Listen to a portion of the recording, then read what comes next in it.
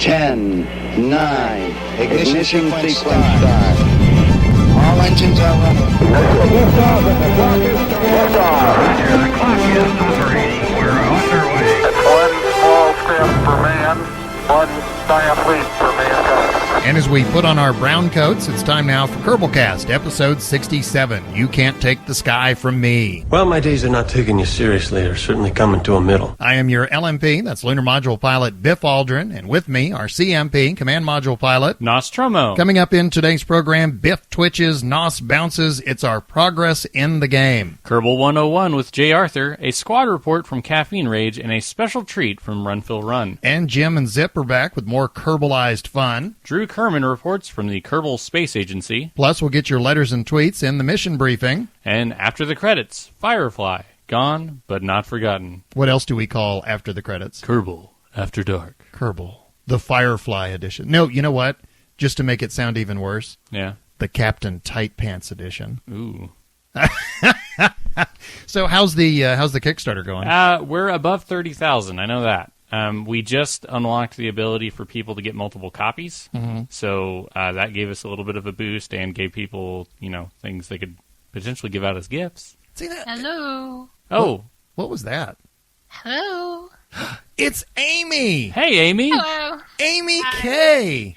Our honorary mission commander has joined us. You guys forgot all about me, didn't you? Yes, we did. Yeah. Well, you know what it is, Amy? We take you for granted. Because even on the episodes that you're not on, you're on for some reason. Everybody always talks about you.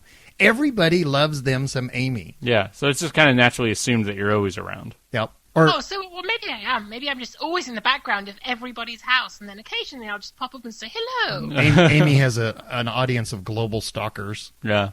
They loves them some corn. That's quite disconcerting. That's a little bit creepy.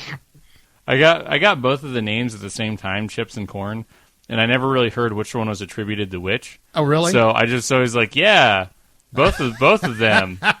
So okay, so now I know it's Corn. So. Well, I'm apparently Corn, yeah. Well, Amy, we are so glad you're on board. There is a reason that you're here, though. Nos has a big announcement. So we've had a good run. Honey, it's not you, it's me. Yeah. So whenever we started Kerbalcast about a year and some months ago, I don't even remember. Yeah. Yeah. I was in the low cycle of my most recent game development, and a bunch of my other projects were in current soft points. Mm-hmm. Well, now that this game is nearing completion, I have to start working on my next one, especially if I want to take advantage of all my great popularity. Yeah. People lining up just to get their garbage can signed by me. We are not worthy. we can't walk down the street without supermodels just flinging themselves at him. Yeah, but I gotta start spending my time working on my next game so I can have it out in time, because that is my big goal is to eventually. It's kind of hard to get a career in game design, but at least have a consistent flow of creation. So the announcement is I am on my last few Kerbalcasts. No. Hey, let's do the Darth Vader no together. You ready? No. So yeah, I hate to break it to you guys. I've had a really fun run, and I still have a few good Kerbalcasts left in me. I think I'm going to try to finish it out to the end of the year. But giving you guys an advance warning. A few good ones and a couple of bad ones. Yeah. Yeah. Well, I mean, they're with me, so it's it's all good ones. Yeah, because I'm great. It's all good. Oh, you are always the one that's complimented. Yeah. Just let me say, I mean, I could not have done this without you, and it really, it breaks my heart that you're leaving. Yeah. You're part of the heart and soul of Kerbalcast. Yeah. You guys are going to do great because of how far it's progressed, and you've been the backbone of it because you've been the production, you own all the equipment, and also you've been host. I've always been your co-host because you know what, I'm the kid on the block that has the football that everybody has to be nice to. I have my brother-in-law growing up in Kansas. He was the one guy in the entire suburb who had a tree. Oh, really? Yeah, and no one else had a tree, so he was the cool guy on the block because everyone's like, "Hey, can we play under your tree? It's Kansas and it's miserable here because it's Kansas." Yeah. But he goes, "I don't know how much you willing to pay." Yeah, but it's yeah, not going to be the same though. It's not going to be the same without you. You're like the Kirk. You're the original. No, see, I always think he's the Spock. Yeah, you Khan. Yeah. Yeah, maybe, I'm Khan. There you go. Well, I do have that giant muscular chest. Oh yeah. Or I'm Benedict Cumberbatch. Yeah, Kerbal Con. Kerbal Con. Yeah, that's me. That's me. Well, you have brought a flavor to Kerbalcast that there's nobody on this planet that would have introduced a coconut to a Kerbal podcast. Yeah. It's been really fun, like learning like a lot of science stuff, which I didn't realize until I got really boring at a party. Like how much I learned from this. I accidentally learned something about science and space. Yeah, because somebody mentioned when I was like, well, actually, it's like started talking. I was like, oh wow, I'm boring them to tears. I know so much. He said, well, I feel like Biff. I love that's the criteria. I know so much because I'm boring them to tears. Yeah.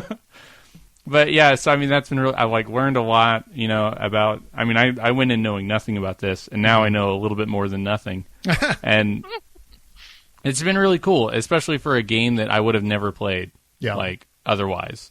Because you're more of a, I won't say first-person shooter, but you're more of an action game. Yeah, I'm definitely more of an action gamer. Like, I usually only play games for about 15 to 45 minutes at a time. Mm-hmm. It's rare that I play, longer than 2 hours. And so, I usually just go in, get a whole bunch of action, and then leave, which is also me at parties before Kerbalcast. But you get a bunch of action and then leave. But not. That doesn't sound so good. Oh my god! Boy, there was an image I didn't need. But yeah, it's been really fun, and like all good things, I'm not involved in them anymore. So, well, you know how people always tell the kids that they're taking the dog to some great farm. Yeah, I'm going to think Nos is going to Cookie Planet. Oh, Planet. Yes, and he's going to have lots of milk. Yeah. Like, plenty of milk. Send tons with me. But anyway. yeah, so... I don't want to see you go, but when you do go, I hope you forever walk in the path of the coconut. I don't know. I feel really good knowing that it's going to continue going and that it's going to be in really good hands. So... Yeah, that's... Well, you do know Biff's still going to be running it, though, right? Yeah, I was going to say, how good can it get? Because I'm still here. Well, Amy is going to be my new co-host beginning, I guess, 1st of next year. Yeah, that's what we're shooting for. So, anyway, well, I am sorry to see you go, and I am very happy to see Amy step in. I don't want you to go. Oh, I'm going to miss you guys. You're still going to have me for another month or two. So. Yeah. Well, and also, Nos has said that as he continues to play the game, we'll be hearing from you. I don't know why am I talking about you in the I don't know. I may You're actually right here, aren't you? Yeah, if I keep up with the game and stuff, I'll be sending in maybe the occasional letter now and then. Okay. Something. So on the occasional times you decide to slum it with us. Yeah. You know what it's going to be? He's going to be hanging out in some disco in Monte Carlo, and about 3 a.m. in his alcohol haze, he's going to go, "Hey, I should write a letter to Kerbalcast." I'll do it when I'm getting picked up with my limousine. And then some 90-pound supermodel will go, "No, love me instead." Okay, I'll do that. Yeah. Okay. So, well, okay. Now that we've absolutely spiraled out of control and crashed into the ground, I'm sorry to see you go. I'm glad to see Amy come in, and let's bring in Caffeine Rage now for this week's squad. Let's not do that. Yeah. But let's bring in his squad report. Yay! Greetings, I'm Caffeine Rage, and this is your squad report with all the news that's fit to repeat from the last week. Development on the 1.1 patch was slowed this past week due to the recent release of an update to Unity and shifting development to the new version of the engine. Now running on Unity 5.2, the new version of the Unity engine allows the user interface to be run in parallel with the scene geometry on a separate thread, which should give yet another performance increase to the upcoming patch. Squad, as usual, isn't stating just how much of an impact this change will have on the upcoming patch's performance, though. RunPhilRun has been hard at work, as reported last week, working on the staging interface and getting the old code up to scratch. His focus has been getting the staging interface working perfectly when it comes to merging and splitting staging symmetry groups, which often happens during asparagus staging. He also managed to find and fix a few visual bugs in the staging interface. One of Kerbal Space Program's greatest stumbling blocks has been that of accessibility for players, both new and experienced. A project undertaken by Mew, currently codenamed KSpedia, will provide a framework to greatly enhance and extend the help system for KSP. While the exact details on how the system would function wasn't stated, the dev notes did say that it would have a focus on non-obvious key bindings. Also, the system will be open to modders. They'll be able to add pages to the KSpedia, and the system will be able to include a wide range of content, including animations and movies. If the KSpedia pans out, it could go a long ways towards improving the accessibility of Kerbal Space Program and give a powerful new tool to modders. Last month, Squad opened applications to the experimental team and received over 380 applications. After going through the candidates, those who have been chosen, only about 9% of applicants, have been contacted via email. Squad said if you were passed over, it wasn't due to a subpar application, it was just a limit to the number of openings in the team. The experimental group isn't the only team taking in new members. Applications for the media group is now open for both YouTubers and Twitch streamers. Squad is looking for YouTubers who have between 500 and 10,000 subscribers with at least 250 views on their latest Kerbal Space Program video, or Twitch streamers with between 500 and 2,500 followers with a concurrent viewership of at least 50 viewers. If you meet either of these criteria, you may apply on the official KSP forums. A link should be in the show notes. If you surpass 10,000 YouTube subscribers or 2,500 Twitch followers, you may also contact CasperVid directly. Finally, there's a new member of the KSP streaming family, Oaktree42. Those who listen to the other Kerbal Space Program podcast, Boosters and Space Tape, will know him as the fuzzier member of their crew. His slot is Thursdays at 11 a.m. Eastern Time, or 1500 UTC, on Squad's official Twitch stream, twitch.tv/KSPTV. Congratulations, Oaktree. And that's it for the news this week. Now back to the guys in the Satellite of Nudity. Wait, did he say Satellite of Nudity? Yeah. You didn't know that we're having a guest over, so we had to spruce it up. Amy, you didn't hear that. I'm quite happy to be the only non-nude person here. I don't want to look at my screen anymore. Yeah, well, I mean, are you nude? I think if you have to ask, you'll never know. Yeah, I have kept my eyes at a respectable height, so I appreciate it. I wouldn't. It's funny that he mentions Oaktree because I have been absolutely addicted to Twitch this week, and that was one of the. I watched his first Twitch stream. Mm-hmm. He is the one. He does the anime. He's got the avatar. Is it a fox? I think it's a fox. Is it a fox? Okay, because he was talking about. I'm pretty sure he was talking about pandas, like red pandas. Yeah. And I thought maybe that's what it was. It was a red panda, but it looks like a fox. But anyway, he did his first Twitch stream, and it was great. It was really great. He knows his space history, and he did the Space Shuttle Enterprise. And as he was explaining, the first Space Shuttle Enterprise never actually went into space. Mm-hmm. It was a prototype that they used for glide testing and things. So he actually took it into space, and he had to make a few design tweaks so that it would work well within the confines of KSP. Yeah. But it was absolutely fascinating to watch him build a space shuttle from the ground up and then fly it into space and land it. And the whole time, there was this fox in the little bottom of the corner of the screen just jabbering away.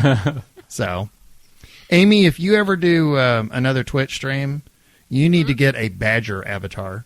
Badger. I'm never going to live this down, am I? Badgers just kind of appeared in that Interstellar one, and then they just kind of stayed. Yeah. Attached to me. I have badgers attached to me. Well, and then someone, I guess it was a couple of weeks ago, that video, the badgers, mushroom. I'd never seen that. They were really, really big. They're an English duo. They did loads of animated shows. Then Nickelodeon took them on. Yeah. And that was everything they did was huge over here for quite some time. But that's fairly old now, that badger. Yeah. Well, it's kind of run its rounds on the internet for a while. When I don't wake up very quickly in the mornings, it usually takes me a few minutes to rise to full consciousness. And part of what I do to wake myself up is, I pick up my phone and I start going through my emails and I go through Twitter and whatever. And that kind of brings me more alert. And that morning I got up and someone had, badger, and here's a link. And I was like, oh, I wonder what this is. And I clicked and it, badger, mushroom. And I was just wide awake going, what the hell is this? Yep. That's pretty much it. Yeah. And then, people were going, you've never seen that? I was like, no, I've never seen that. There's another one that's my favorite of theirs, but they're all equally addictive. Magical Trevor, you have to see Magical Trevor. That'll never get out of your head. You'll be singing it for days. So the guy makes loops, so it just continues to loop. So oh my God. The song pretty much goes on forever. Because everyone loves Magical Trevor. Yeah. Honestly, have you seen that one, Nos? All the tricks he does are oh so clever. Look at him now, disappearing a cow. All right, I'm going to write this down. Magical Trevor. Yeah. Good Lord. I am learning so much. Okay, so another weird thing. Yes. I played this video game called Kerbal Space Program this week. Oh, do tell. Let's have some progress. Okay. Well, since Amy is our guest, Amy, would you like to start us off? Yeah, I can, but this is going to be very, very short. I was hoping you'd go, no, absolutely not. Okay, no. Okay. Absolutely not. But then you were supposed to say, I'm just kidding, and then actually do it. Okay, I'm just kidding, and now I'll actually do it.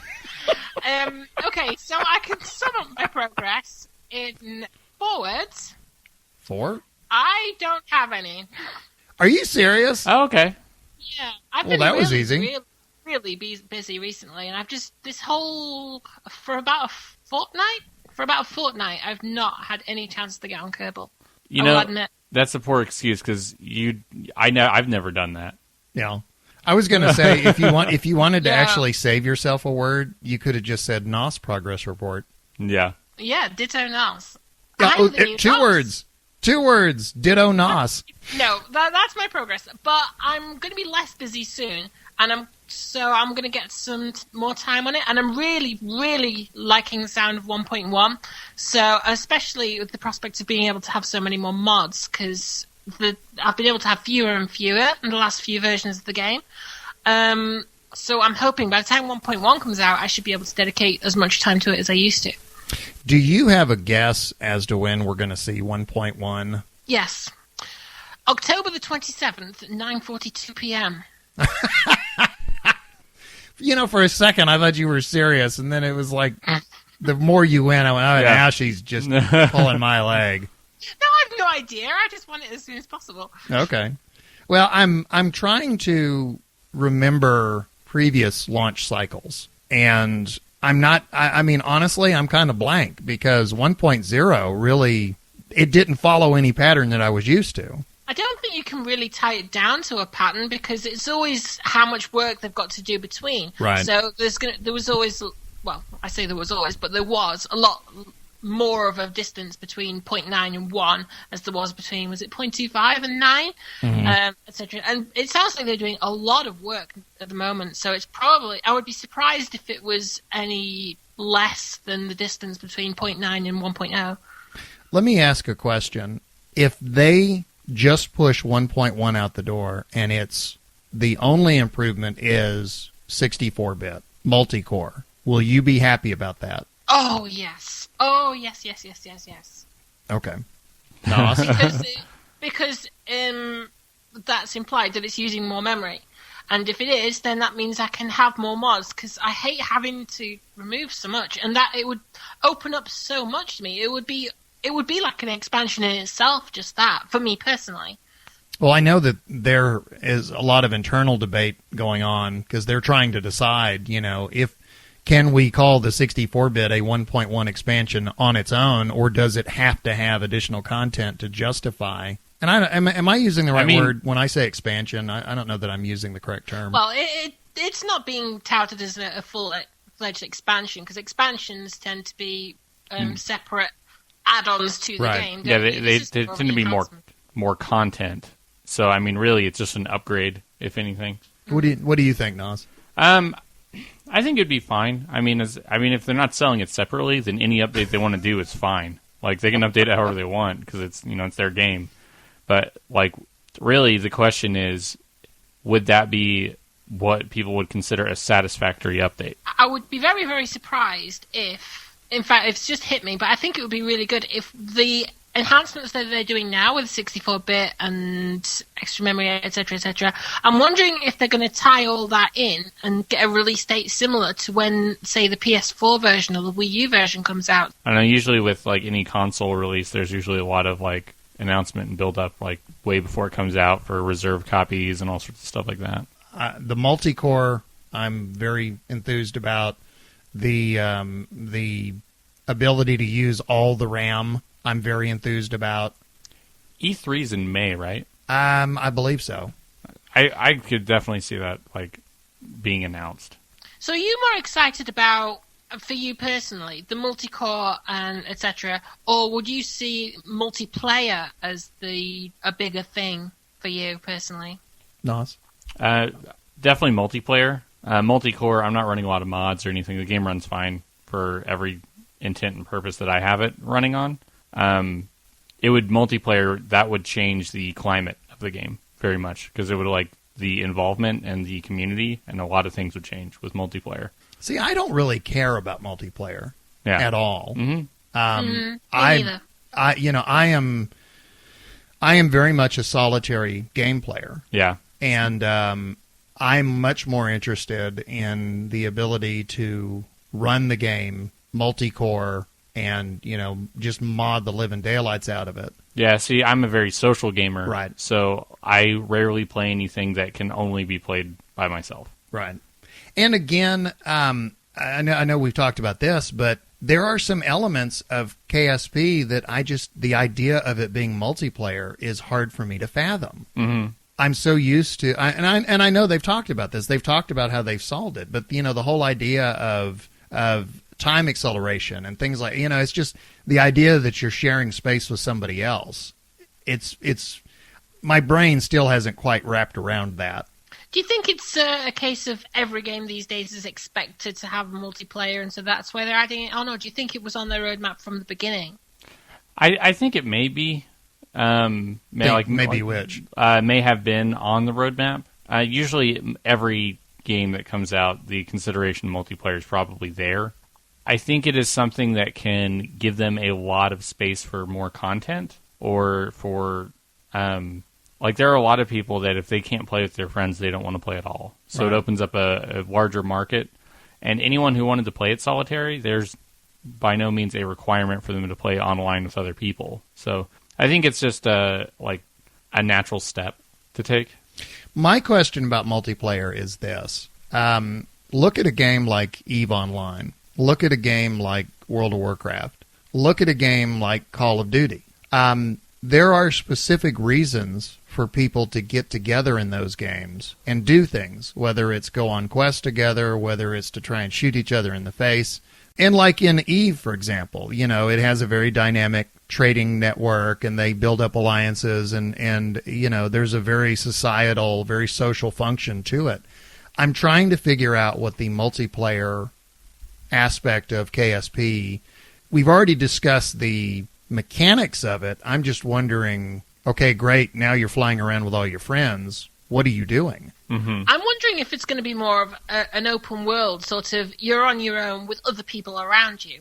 Have you heard of a game that's coming out soon called No Man's Sky? I've heard of it, but I don't know anything about it.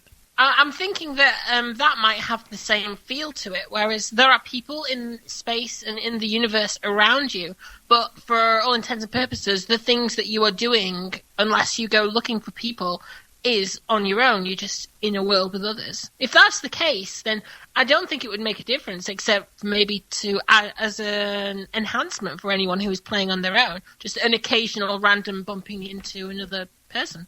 Yeah, and I think that would be fine also. You can choose to interact with people, or it's still a solitary game where you just know there are other people in the world. But that's my question, is when you're interacting with other people, it's not like you're buying and selling goods. It's not like you're going on quests together. It's like being in Minecraft, sort of.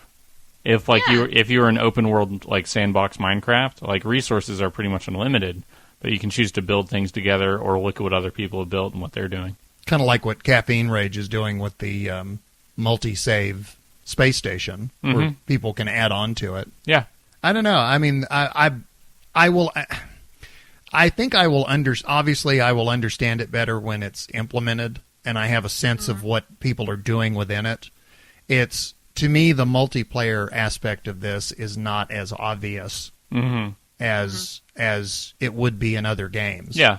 Because about the only thing I can think of, and this will show you how limited my imagination can be sometimes, but I mean, to me, multiplayer is, okay, two people are going to rendezvous. Yay, we rendezvoused. Could you even rendezvous with two people, though? Well, I mean, part of when you're doing rendezvous, part of what I do is, I switch back and forth between the two craft to get them to orient their docking hatches so that it makes the alignment, it makes the docking go smoothly. Well, if you've got two people, obviously they're going to be orienting each other to connect. That does seem like a bit of a reach for a multiplayer interaction, though. I'm wondering if Squad have other plans on how people are going to be interacting with each other? Right. That they just haven't announced yet. Yeah, I'll be interested to see what they do. I think they need to have professions in the game. Amy could be a badger trader. You could travel the galaxy bringing badgers. Yeah. Oh, so you can stroke them, a portable petting zoo. Yeah, that's right. Space badgers. Well, you could have an entire economy built based off of badgers. Yes. Yeah, like how many badgers is that? 2 squirrels. Right. 2 squirrels. 2 squirrels worth. Yeah. Speaking of 2 squirrels. And you know what else? You know what change would be? Mushrooms. Oh, yeah. There you go. So, Biff, what's your progress for the week? Okay, my progress. Well, did we talk about yours? No, but I'm trying to herd you guys. You guys are just wondering. Oh, wow. He's the brains behind it all. Yeah. Ooh, was that a glimpse of the future, the Biff and Amy show? It's like us just ended the madness. Yeah. It'd be 2 hours of us just meandering around going, "Oh yeah, we have all this other stuff." Yeah. My progress. Like I said, I've been spending a lot of time on Twitch. I want to give some shout-outs to some people that I've watched. I've already mentioned Oak Tree, and he did a great job on his first stream. Akinesis Gaming, I saw him a couple of times this week. He is going to be offline for a couple of weeks because he's moving to Australia, but it is a lot of fun to watch him. He is, first of all, he looks like Seth Rogen, which I hear he gets a lot. Secondly, he knows what he's doing in the game, and he has a lot of fun. And thirdly, his chat channel is usually just a full-blown party. So a lot of fun watching Akinesis Gaming. If you've never seen him Twitch stream, you definitely want to check him out. First Ghost Live was a lot of fun to watch. Llama Chomp was very good. And also, there's a guy, EJSA, who I swear to God looks like Bradley Cooper. Uh-huh. His energy level is off the charts. I think this guy spends all day drinking coffee and Red Bull, and then he gets on Twitch. And because everything it's dude, bro, and brother. It's, yeah, dude, yeah, bro, brother. And he's constantly playing tunes. Oh, I'm going to play this tune. I'm going to play this tune. I'm going to play this tune. I have a question. Yes, ma'am. Have you just become the official KSP Twitch reviewer? Apparently. You just spend all your day watching every KSP Twitch. If you start playing KSP, Biff is going to be there. Yeah. Well, you know what? It beats working. No, I'm serious. At work, I'll usually have Twitch on, like on my iPad or my phone. Oh, yeah.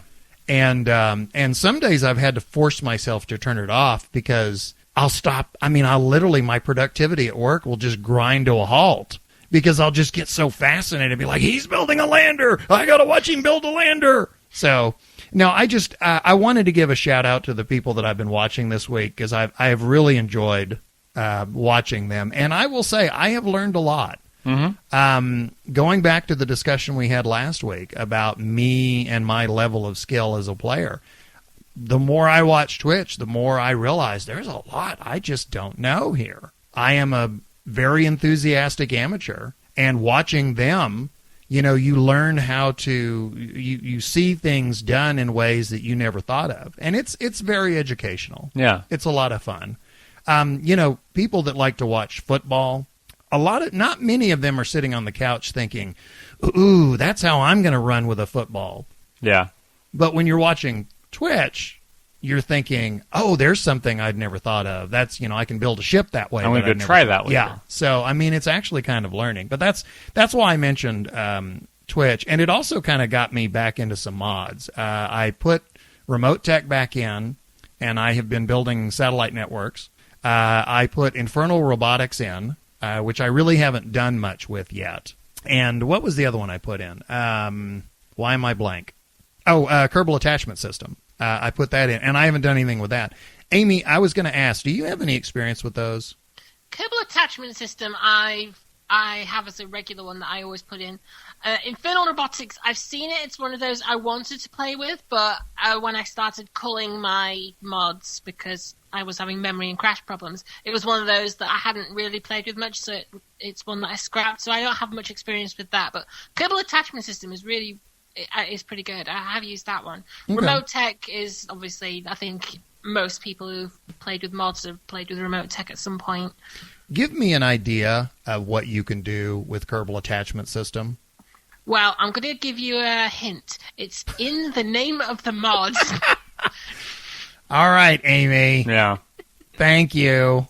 No, I'm saying, give me, like, for example, because, when you put in a mod, a lot of times when you go to the parts, you're absolutely overwhelmed with parts, and a lot of them are things you've never seen before. And with Kerbal Attachment System, you've got winches and you've got harpoons and grappling hooks. And I mean, it's like, it's like my tiny little brain went, okay. Yeah. I never got to the end of the tech tree with it, so I've not used any of the advanced parts. But essentially, it allows you to build accessories, for lack of a better word, the kind of extensions that aren't quite parts, if that makes any sense. Mm-hmm. Like winches and... Also, I've heard it's really good coupled with Kerbal Inventory System as well, but I haven't actually used them both. That was the other one that I installed because they recommended if you're going to install attachment, install the other one. And so I installed them both at the same time. I just, as usual, I blanked on the name of it.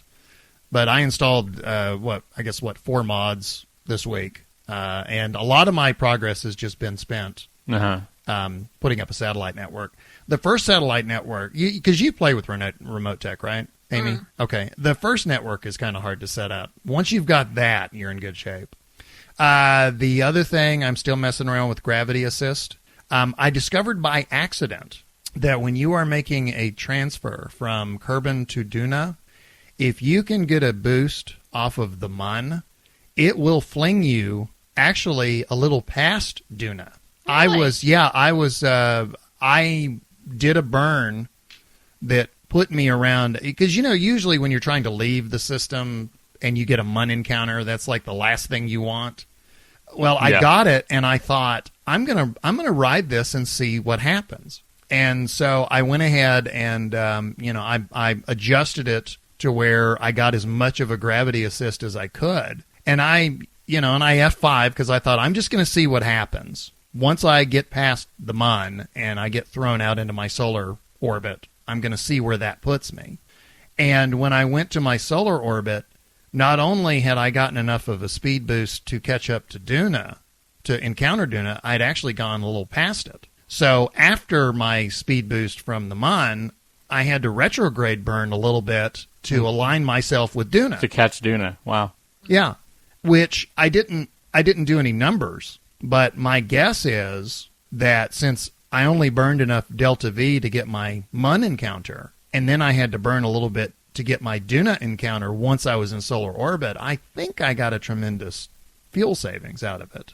Do you remember I talked about making, don't miss something that's right in front of you? Yeah. The MUN encounter was one of those. Rather than try and work around the MUN encounter, I thought, I'm going to see what this does. That's pretty much going to become a staple now, huh?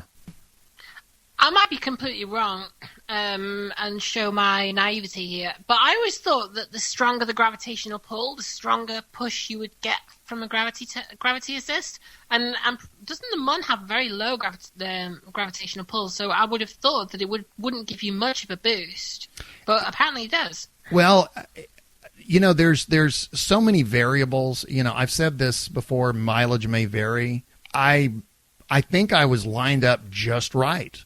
I think all the wow, what an expression. I think all the stars aligned. Yeah.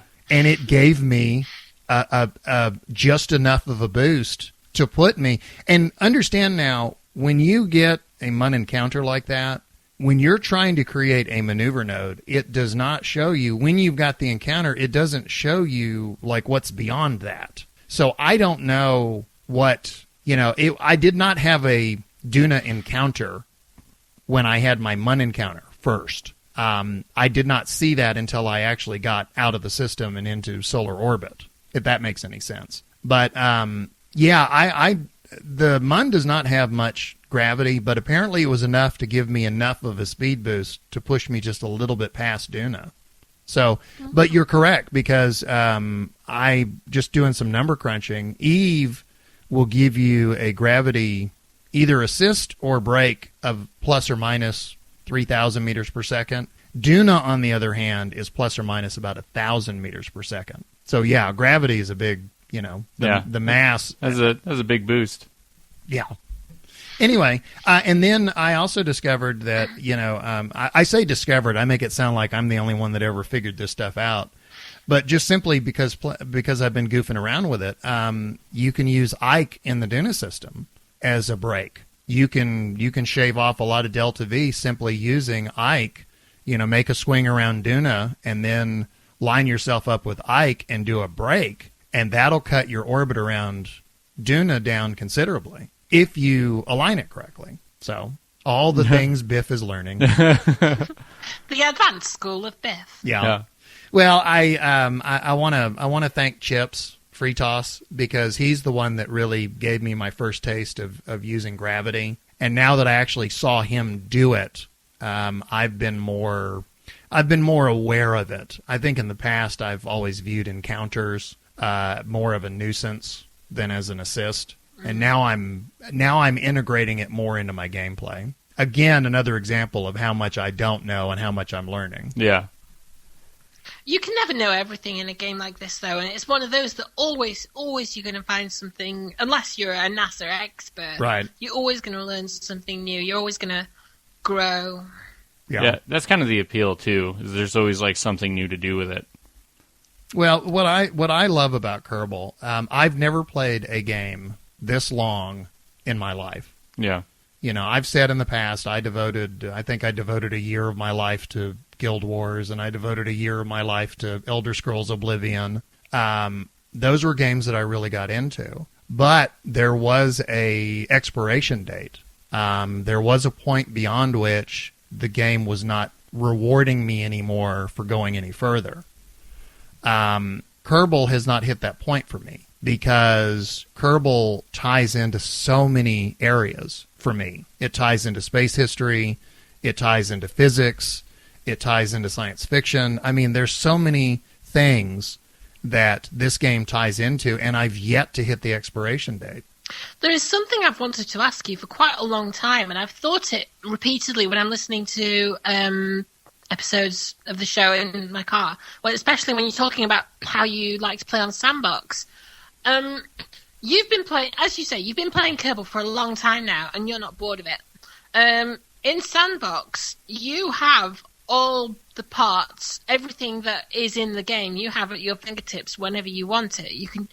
To me, I always wonder, what will make you reach that point? Because there is nothing to achieve for you. There's nothing that you have to unlock or anything like that. What is it that keeps you playing with everything available, and what do you think, if anything, could make you become bored with Kerbal? That is a very good question, because I've wondered sometimes what it's going to take to make me bored with this game. I have yet to hit a point where I have sat down to play Kerbal and said to myself, I don't know what I want to do, because there's always something I want to do. Whether it's try out a new station or try out a new ship or try out some new maneuver, there's always something new that I haven't done yet. And there's a lot of things that I've done that I've really enjoyed and enjoy doing over and over. To answer your question, what's my expiration date? I don't know. I am endlessly fascinated with this game. And anybody who's listened to the podcast will kind of see a pattern of Biff bouncing around from one topic to the next. A year ago, the idea that I would spend 2 or 3 weeks just messing around with gravity assist would have been unthinkable to me. But that's what I'm saying is that, I'll get something like gravity assist. Oh, now I got to learn everything I need to know about gravity assist. Yeah, and just learn how to do it better from what you've learned. Yeah. They can change things.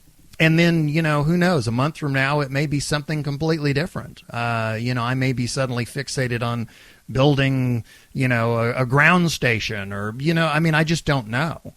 I mean, you were primarily a career player, Nos. Yeah. And then you jumped to Sandbox. Yeah, Sandbox has changed things because I'm just having to learn all these different parts and just even like trying to assemble things. Like for my progress, I started off on Minmus, from last week and got myself home, and now I'm trying to work on a satellite station and a ship that will get me to Duna. And so just trying to build like what I want my space station to look like and like what I want it to be. I'm having to like go through a lot of different parts. Right. And anytime they add any kind of new part or anything, that's like a big change because it may replace a lot of the previous parts I've been using, or it may give me an idea for something new.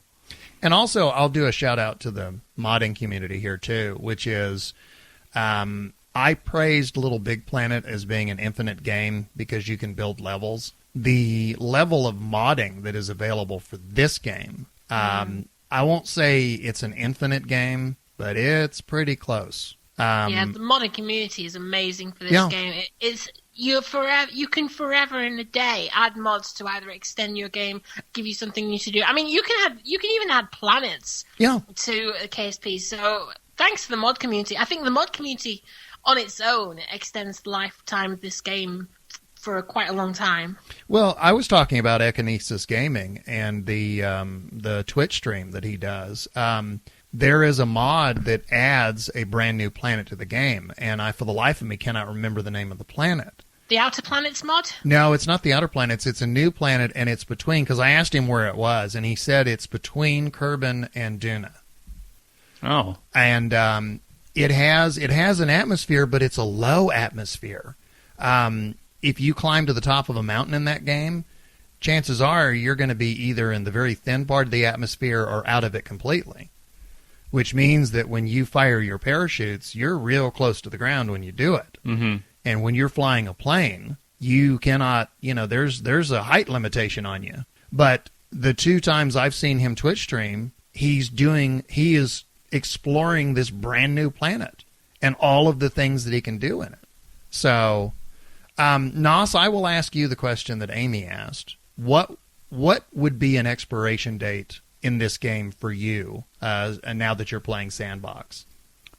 Really, once I've made it to a few of the outer planets, like really whenever I've rendezvous and everything down, once it starts becoming just procedural in order to get to things, and I don't really want to explore like anything else. Right. That seems really general, but whenever it becomes procedural, just like I know that I can do it if I just follow these steps, whenever the variables don't seem different enough. But with all the different planets and all the different moons, I think that's a long ways off.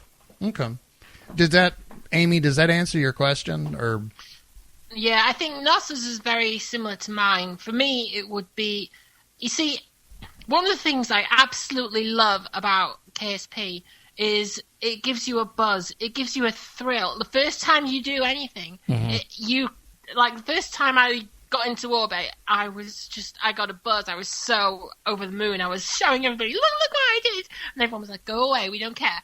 And first time I got to the moon, first time I landed, I didn't get back. I was on my side, but I actually got there. I was like, look. And I said, we told you, go away.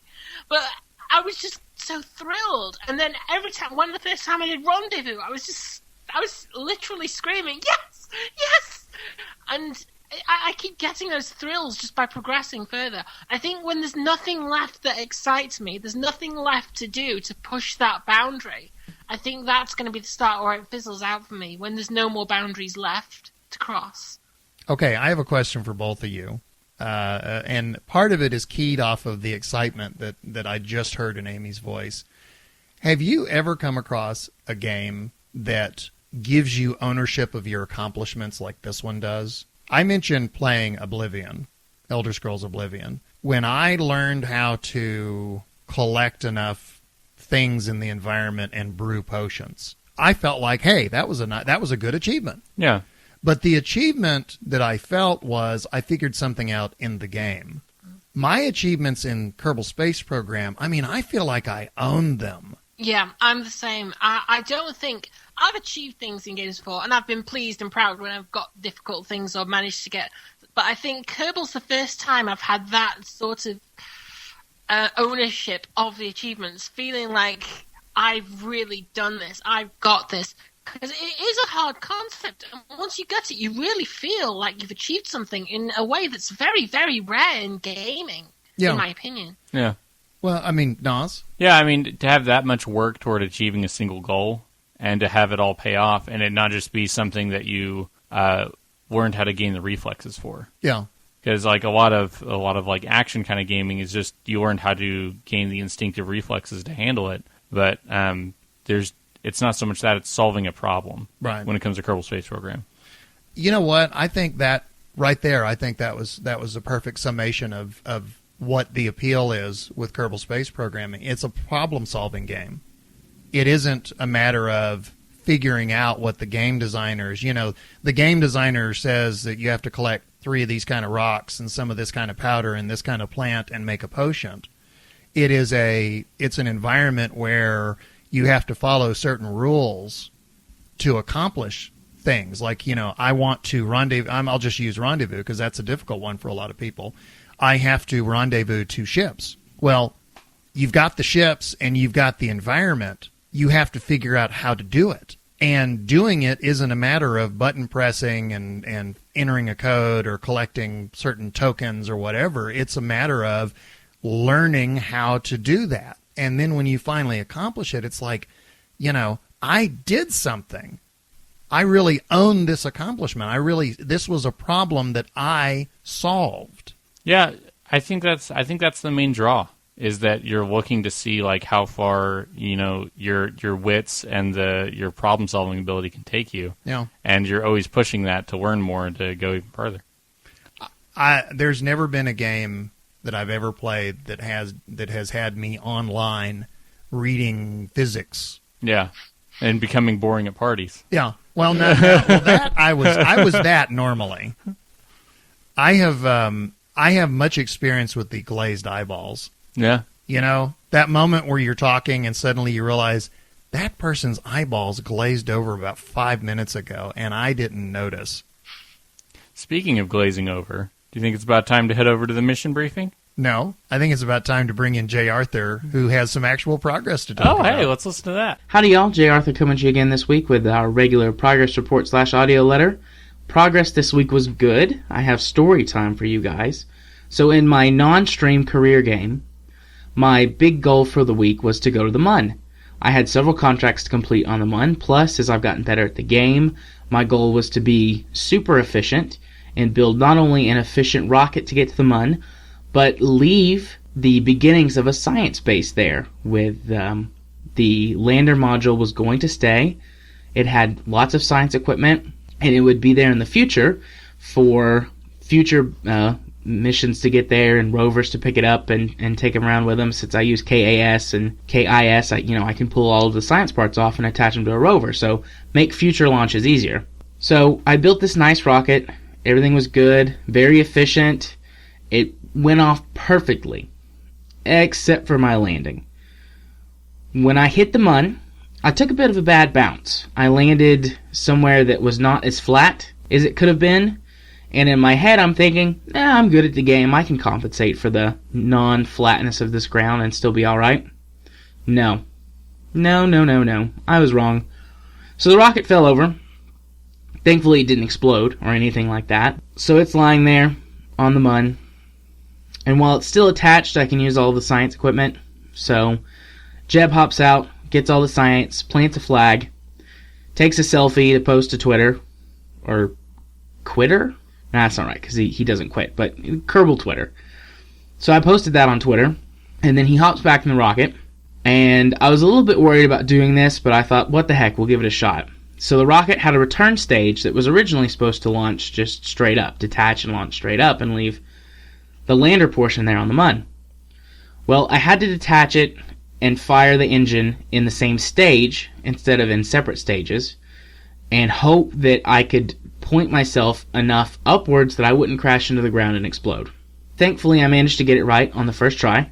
The return stage got up into an orbit of the Mun, but I wasted fuel because I had to get out and away from the rocket before I could actually make a proper ascent, so I didn't have enough fuel to land back on Kerman. I did manage to get out of lunar orbit and get back into a high Kerman orbit, at which point I sent up a rescue mission and brought them home. I guess the moral of that story is that no matter how good of a player you are, if you let it go to your head, you can still screw up. I'm pretty sure that I can still detach the parts with KAS and KIS, but we'll find out. I'll send up a mission later to try and deal with that stuff. Stream progress was good as well. Did testing for Kerbal 101, which you'll hear all about later, and generally had another good time with everybody. Biff was there this time, so Biff, no more guilt tripping. You're good. We're friends again. Outside of doing testing, we did more on my stream career, and we went to the Mun there as well, although it was just a probe. We sent a probe, which I caved to peer pressure and landed my probe on the Mun perfectly on the engine bell, took it off, put it in orbit, and then crashed it into the Mun again, just to make them happy. It's only because I love you guys, and I have to meet a certain quota of explosions. Otherwise, I'm afraid you all will leave, because you're used to Free Toss, who would crash his craft 100 times every stream. And then there's one final project I've been working on this week. I'm getting ready to actually launch my portion of Caffeine Rage's station. This will air after I have actually completed my launch and posted pictures everywhere, so I can tell you what it is now. Following the I'm the mining guy, I sent up a massive, or I should say I'm going to send up, a massive fuel ore storage refinery facility. It currently holds 21,000 units of ore and has 4 orange Rokamax tanks on it. It's massive. It weighs a couple hundred tons. There's no way it's going to be aerodynamically stable. I have no idea how I'm going to get it up there, but I'll figure it out. I'm going to try and do it without cheating, but it may come down to the fact that I'm going to have to use HyperEdit to put it up, because I don't want to spend a ton of time launching it in multiple pieces, which would be kind of the final solution if I can't get it up in one. But regardless, it's big. It's probably 2, maybe 3 times bigger than the station itself is right now. So yeah, we're going to be able to meet all of your fuel needs and then some. Outside of playing Kerbal this week, I want to congratulate Kerbalcast on having over 1,000 Twitter followers. It's pretty cool that you guys have got such a big following and in what feels like a short time. I don't know, I'm not a Twitter stats guy, but I mean 1,000 is a lot more than I've got, so congratulations to you guys for that, and congratulations to all of us for putting together an awesome show, and I hope we have 1,000 more followers in the next year. Well, I think that about wraps it up for now, so I'll see you guys again real soon. All right, thank you. That's Jay Arthur and the Progress Report. And thank you so much for mentioning the Twitter thing. I had forgotten. Yeah, I had made a note to my, note to self mention. Yeah, we passed 1,000. Yeah. Yay. Big milestone. You're yay. huge now, aren't you? Anyway, thanks to everybody who's followed us. We're at Kerbalcast on Twitter. Let's move on. I think we're done with our progress. Yes? I think so. Amy? Yep. Okay, very good. We'll see you in a moment. First stage expended. Second stage. The mission briefing. And that means your letters and tweets, and guess who's got the first one? First one comes from Ailwick. Hi, Biff, Nos, Amy, DK, and anyone else you may want to have added to your team by now. I found your podcast late, so had a bit of backlog to get through. Then you recommended Space Rocket History Podcast, and I added them to my playlist too. I'm about to start episode 44, which was done in April 2015, so I'm catching up, so apologies if some of this has already been said. I looked up what version KSP was at when I got it, and it was like the 25th of September 2011. I remember playing it for a while, but back then it was very hard. No map view, no maneuver nodes, and many other features we take for granted now. The only way you knew you were in orbit was to work it out. Altitude against speed, and look it up on the wiki and see if you were there or not. Are you serious? Like, you have to look out the window. Was the game really like that? I guess. I don't know. I mean, I came way after that. Wow. Amy, how far back were you? I can't even remember. Oh, okay. Did you have map view and all that? Yeah, I had map view. Okay. I was before 0.25. I was around 0.23, somewhere like that. This was version .10. Good Lord. Yeah. I wasn't even then. Oh, and there was no time warp. I soon realized the game needed to be developed a bit more before it was something I could play, but I did come back. So here's a challenge for you. Work out what version KSP was at when you joined, download that version and have another go, and see how far the game has come. If you're a recent convert to the ways of KSP, have a go at the version whenever I joined. And you can actually go back and go through version history. And you can download older versions if you go through the Kerbal forums. As for my current progress report, my latest mission involved a contract for rescuing a Kerbal from the Mun's orbit, but rockets to the Mun are expensive, so while he is there, he can do a manned landing for some science. I have an outstanding contract to put a satellite in Mun orbit, however I forgot to install the scientific instruments to do that contract. So while you're there, rendezvous with this satellite and stick the science instruments on via Kerbal attachment system. Then I can go home. This is going to be quite a rescue. So I found out that the satellite repair didn't go as planned, and I got to figure out what to do for fuel on the way home. On a side note, if you're in career mode and you don't like doing the parts contracts and keep running out of money, try the mod State Funding. The state gives you funds every quarter based on a set of stats like Kerbals in space, Kerbals killed, space station satellites in orbit, etc. I haven't really used it yet, but it might be a fun answer to any budget problems that doesn't feel like cheating. Thanks for the show. I really enjoy it. Homer to your mobile and all that, if that's still going on. Ailwick. The next letter comes from us from Atherin, read by Amy. Yes, and this is called the Coconut Years. Hello again, fellow humans. Well, I knew it'd been a while, but apparently it's getting on for 5 months since I first and last wrote in. That's quite rude of me. I'm sorry. I've been listening the whole time, though, so it's not like I was totally blanking you.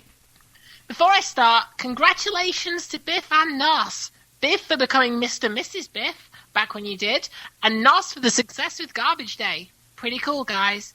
And generally to both of you for creating this awesome podcast, which has certainly become a part of my regular podcast playlist, and for many others too. A quick note on pronunciation, because last time you called me a thigh wren, which brings horrifying images of tiny little birds with large, muscular human legs to mind. I pronounce Athiren as if I was saying a thin wren, but all as one word, and without the N on thin. Still, one of the people I sometimes watch on Twitch calls me Athiren, pretty much as 2 words, as if I was the atheistic of all wrens, standing on street corners in my tiny bird form, telling passers-by of the good news about Richard Dawkins, so I probably shouldn't complain about a slightly overstressed why.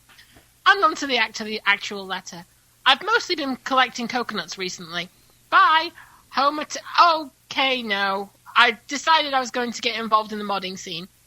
I'd done a few things for myself before, but nothing that was worth sharing, and started working on a contract pack for the contract configurator mod. Oh, I love that mod. I use that all the time. He doesn't say that. That's me.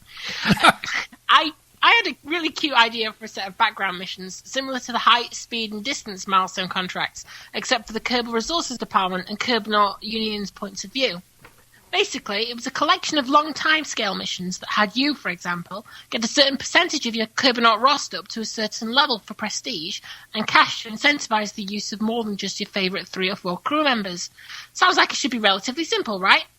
Turns out I was playing right at the very edges, and in parts over the edge, of the CC mod's limits, and I really had to cheat the system to get anywhere. In the end, I kind of flipped the table from the frustration of it and stormed away from KSP to sulk for a while.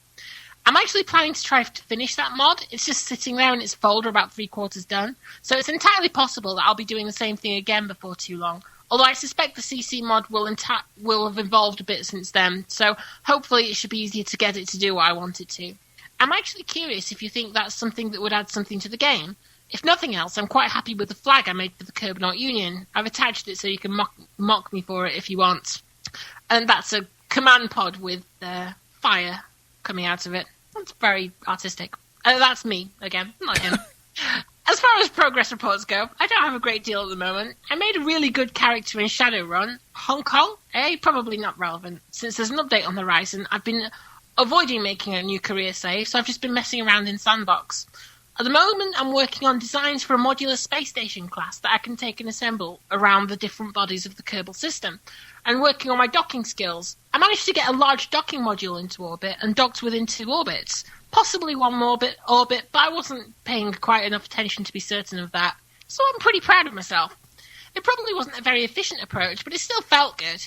I think the next sessions I'll end up will be based around ore processing and non-solar power regeneration for the outer planets and mission extensions. I'll also see if I can send a manned craft up and see if I can dock it from IVA using cameras and instrumentation with the raster prop mod. So I have a more exciting progress report to try sending your way soon. This one feels a bit flat, and I think it's because I haven't had anything to blame on Greg Bart. Greg Bart? Anyway, while I have failed to keep this short, I can keep it from getting longer, so I'm going to leave it here. May your letters be extra waffly and your waffles ironed. I'll write again with another 5 months. I promise. Homer to your mobile, and that's from Athiren. No, it's not. It's from Athiren. It's from Athiren. I'm going to spend the rest of the day thinking about a bird with really big thighs. Yeah. Now, before we go on, question: the long-term contract that he's talking about, Nos, when you were playing career, would that be something you were interested in? The hard part with a super long-term contract is you only have so many slots. So in the beginning, it would be like any big contracts or things I would shy away from. I usually just try to get the money and run. Ah. Yeah. There's another song I could sing. Yeah. The state funding contract or mod actually seems kind of interesting to me. Just to get a, monthly stipend for, whatever you're doing. I kind of wonder if it would have depreciating amounts because you could just get a good amount and just time warp and make like a ton of money off of it. But I don't know. When Amy read that, you know what the first thought occurred to me, because he was talking about the Kerbal Knot Union and he was talking about state funding and things. Yeah. The first thought that occurred to me was Valentina would be very comfortable with that. Because she's named after a Soviet astronaut. That'd be old. That'd be old hat for her. Amy, what do you think of long-term contracts? I'm of the similar mind of Nos. I think it could be good, but I can see many ways it could be exploited, especially the as it comes to exploitation, I'm thinking more of the stipend part of it. But taking that out, I think long-term contracts are a good idea. I would like to see something like that took you a long time to complete and maybe was in stages and extended and ended up being almost a strategy for your game. That might be an idea. Yeah. I could, the idea of a contract that you actually play out over a matter of several play sessions instead of just one. That's an intriguing idea. So anyway, I was curious. Let's move on now. We have another visit from our good friends Jim, also known as Lithobreaker, and Zip. Hey guys, Zip here with my progress in the game. It's been a real challenge since last time, Zip. But I finally managed to put the 7 on the 8. Zip! What? They're not interested in your progress in solitaire. Well, it's the only game you installed on the station computer. Yeah, there's a reason for that. Remember last year when Bob patched the MechJeb code with the beta install of Minecraft? How could I forget? It was hilarious. Poor Werner almost wet himself when the code infected the tracking station and it reported a major invasion of zombies. Yeah, like I said, hilarious. And anyway, didn't you hear episode 66? I got fan mail. Fan mail! They love me! So anyway, shall we get on with some work? Rules. They said so. Then you won't be needing me to launch this module, the one that's going to solve your food supply problems. Snacks? Did you say snacks? What's the ETA? Have you launched them yet? Are the Crispies on it this time? How many packs? Better than just packs of Crispies. That's silly. There's nothing better than Crispies. We're sending you a lifetime supply of crispy goodness. Huh? Well, you know how Kerbal Crispies are made, yeah? Of course. At the Crispy Factory. I went on a tour there once, and we got to eat all the Crispies we could stuff in our mouths. I was sick twice. Yes, I don't think we need to hear about that. So anyway, the clever guys in R&D have worked out a way to miniaturise the Crispy Factory. Under licence from Kerbo Snacks, TM, of course. What, so I can make my own? Up here in the station? Yep, that's right. That's silly. Even I know that they're made out of something. Some plant or other, isn't it, the main ingredient? Uh-huh. Crispidius muncholotica. And they've also developed a special strain of Crispidius that's specially adapted to growing in microgravity. You mean? Yep. There's a special greenhouse system that we've stocked with seedlings. One unit should be able to feed 3 to 5 kerbals under normal conditions. So we're sending you 4 of them. It should keep 15 to 20 crew fed once the station's fully operational. So even you should be able to cope for a week or 2. So what are you waiting for? Get it up here. As you wish.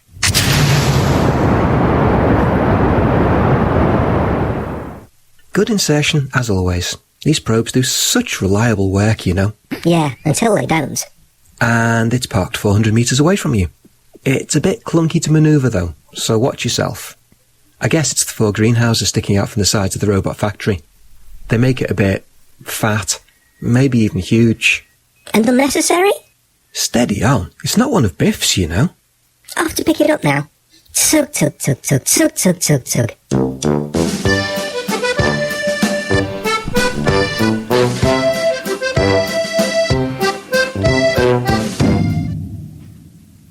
Right, we're docked. Now, how do I make this thing make Crispies? There's a manual in the hatchway. It's really simple, though. The big green ON button does most of the work. Thank you for purchasing a Kerbal Snacks TM Auto Crispinator with optional Crispidius muncholotica greenhouses. To enjoy a lifetime of snacks, you simply need to... Hey, the manual says it needs a supply of mulch to grow them in. And there's a mulch storage tank in there, but you haven't sent me any. Are you going to have to ship that up separately? No. You're going to be able to provide that yourself. I don't get you. How do you mean I can provide it? Well, mulch is what snacks become after you eat them. Empty wrappers? No, Zip. Mulch is their term for... Are you serious? Think of it as recycling. You want me to recycle in a bucket, pour it over the crispy plants, and then after that, you expect me to eat them? Yep. The guys over in R&D and everyone in the VAB who had to rush this build after you trashed the last ATV all seem to think it's an excellent idea. I think I'm gonna barf. That probably counts as mulch too. I'll check with them. Don't bother. I'm suddenly not hungry. Don't worry. The Autocrispinator scrubs all the excess mulch off before cooking, puffing and fluffing them. Then it adds a dash of flavouring and runs the final crisping process. And there's almost no chance of any raw mulch getting into the pack.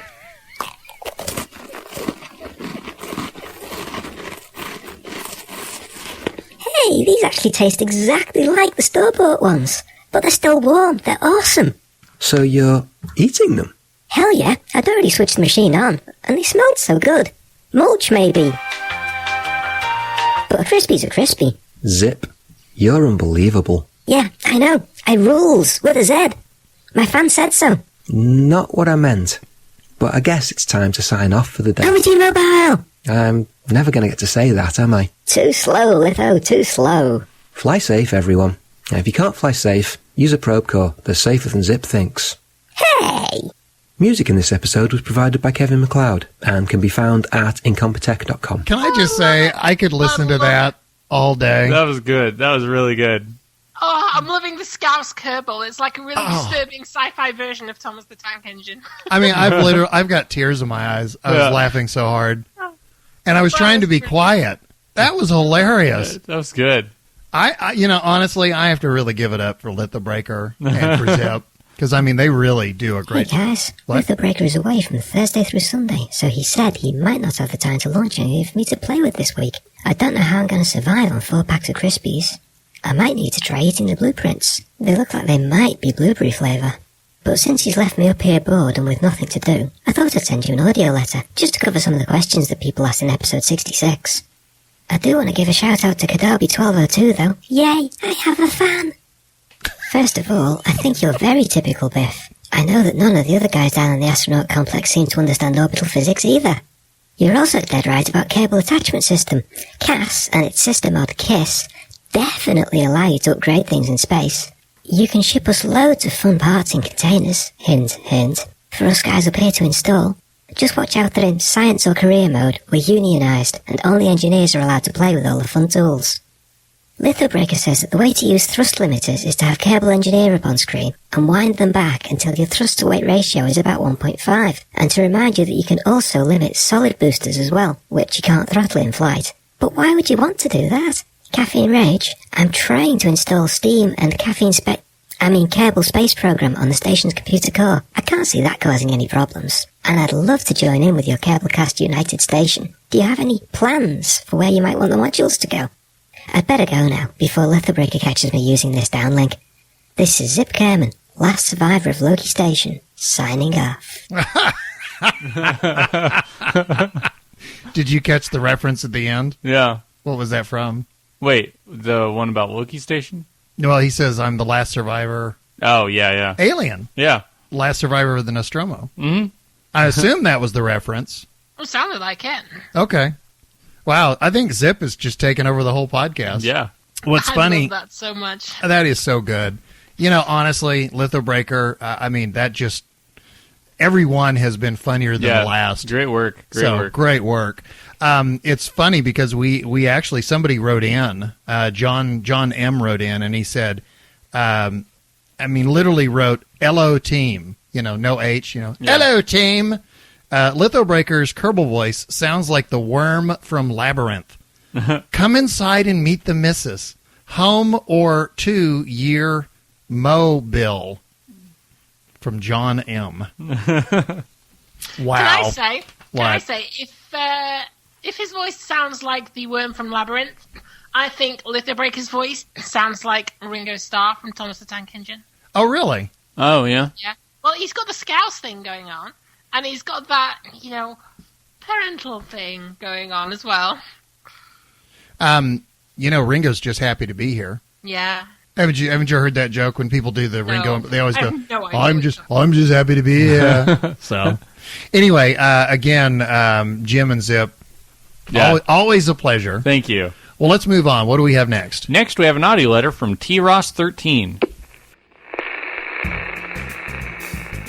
Hello, Kerbal Podcast. It's T-Ross13 here, along with Lila the Space Dog. I figure I'm overdue to send you an audio letter.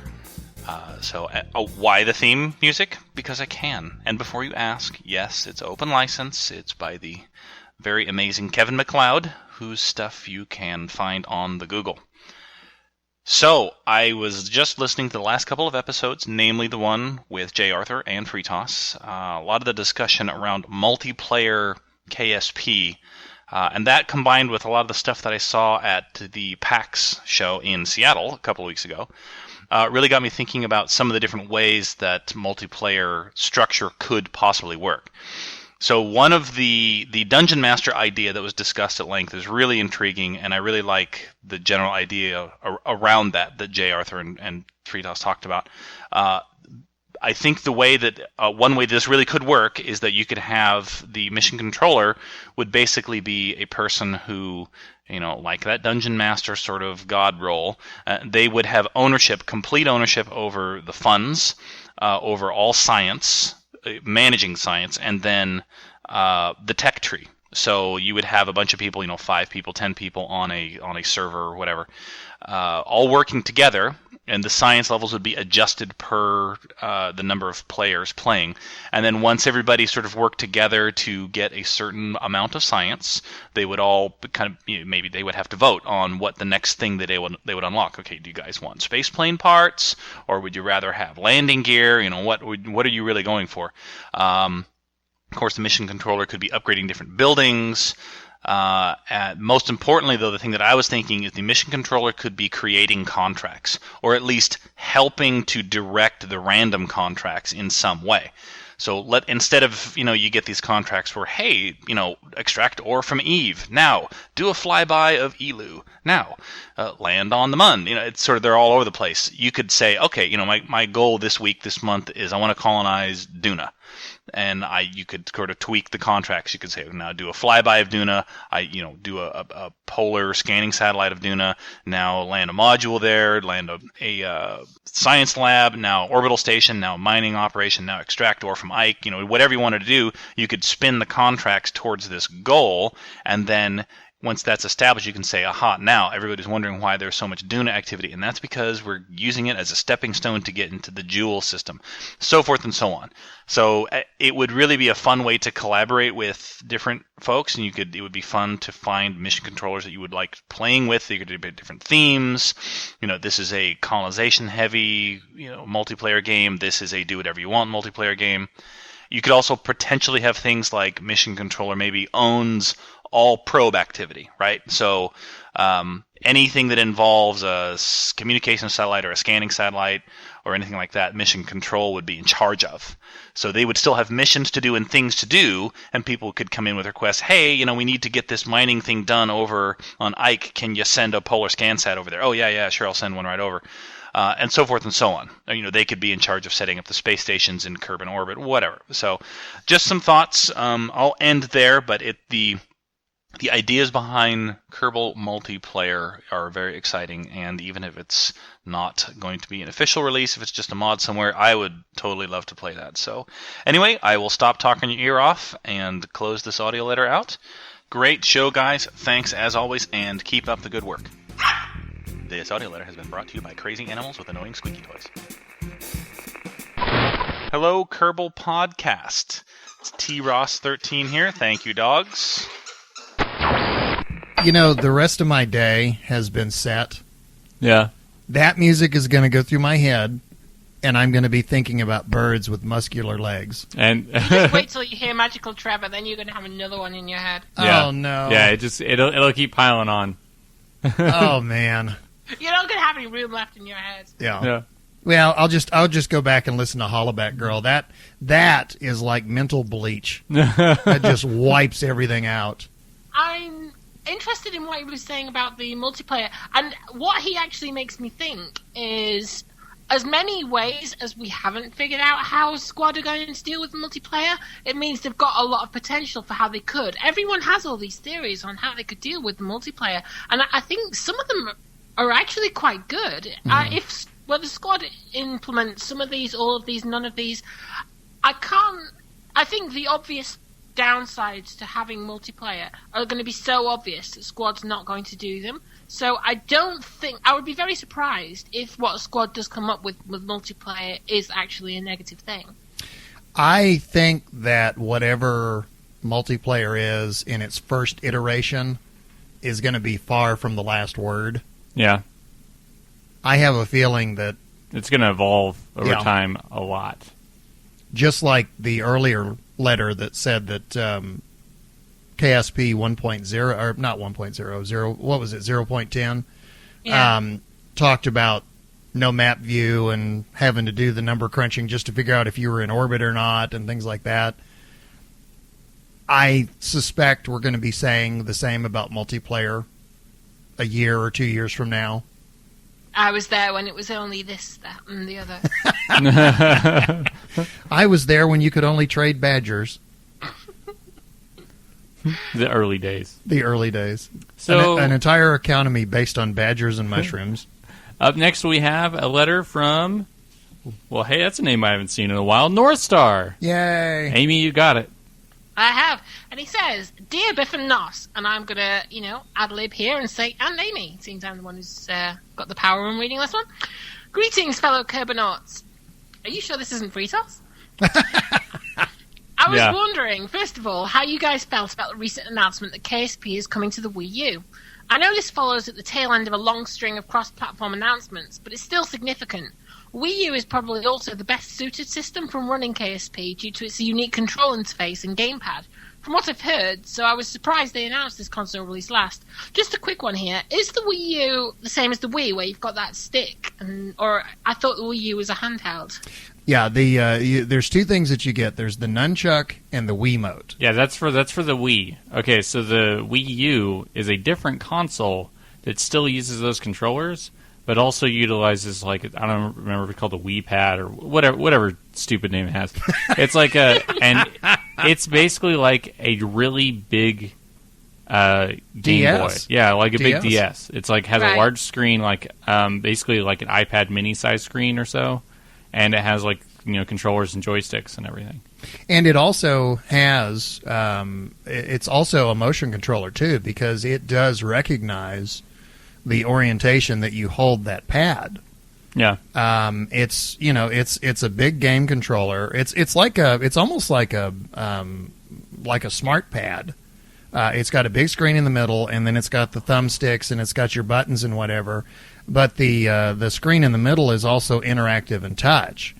And some of the games that you can play on there, the little screen on your controller will give you a map view, while on the screen you've actually got the game world.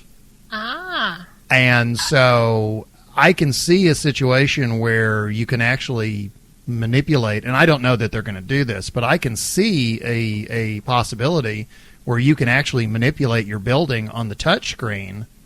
Yeah. While the final image itself is actually on the big screen. Anyway, back to the letter. Also, have you guys been following the latest announcements by Squad? I was wondering, most of all, what you thought of the 1.1 update announcement.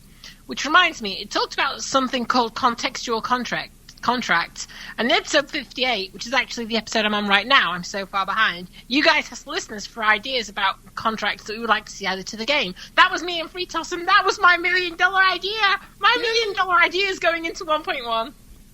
Wouldn't that be a £1 million idea? No. Okay. Yeah, because that's worth more. Yeah, it's worth more. Yeah, anyway. Well, because it weighs more. I'd like to take some... I know it's got absolutely nothing to me, and it was coincidence, but I would like to pretend that it was my $1 million idea that went into 1.1. Yeah, Squad says the check is in the mail. Yeah, it will be for the rest of my life, I think.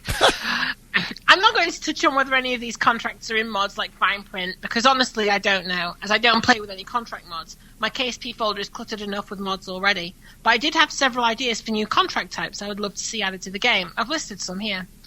Number 1, mountain climbing contracts. Reach the highest elevation in such and such an area, or alternatively on an entire planet moon. Could come with a map marker to show you approximately where it is.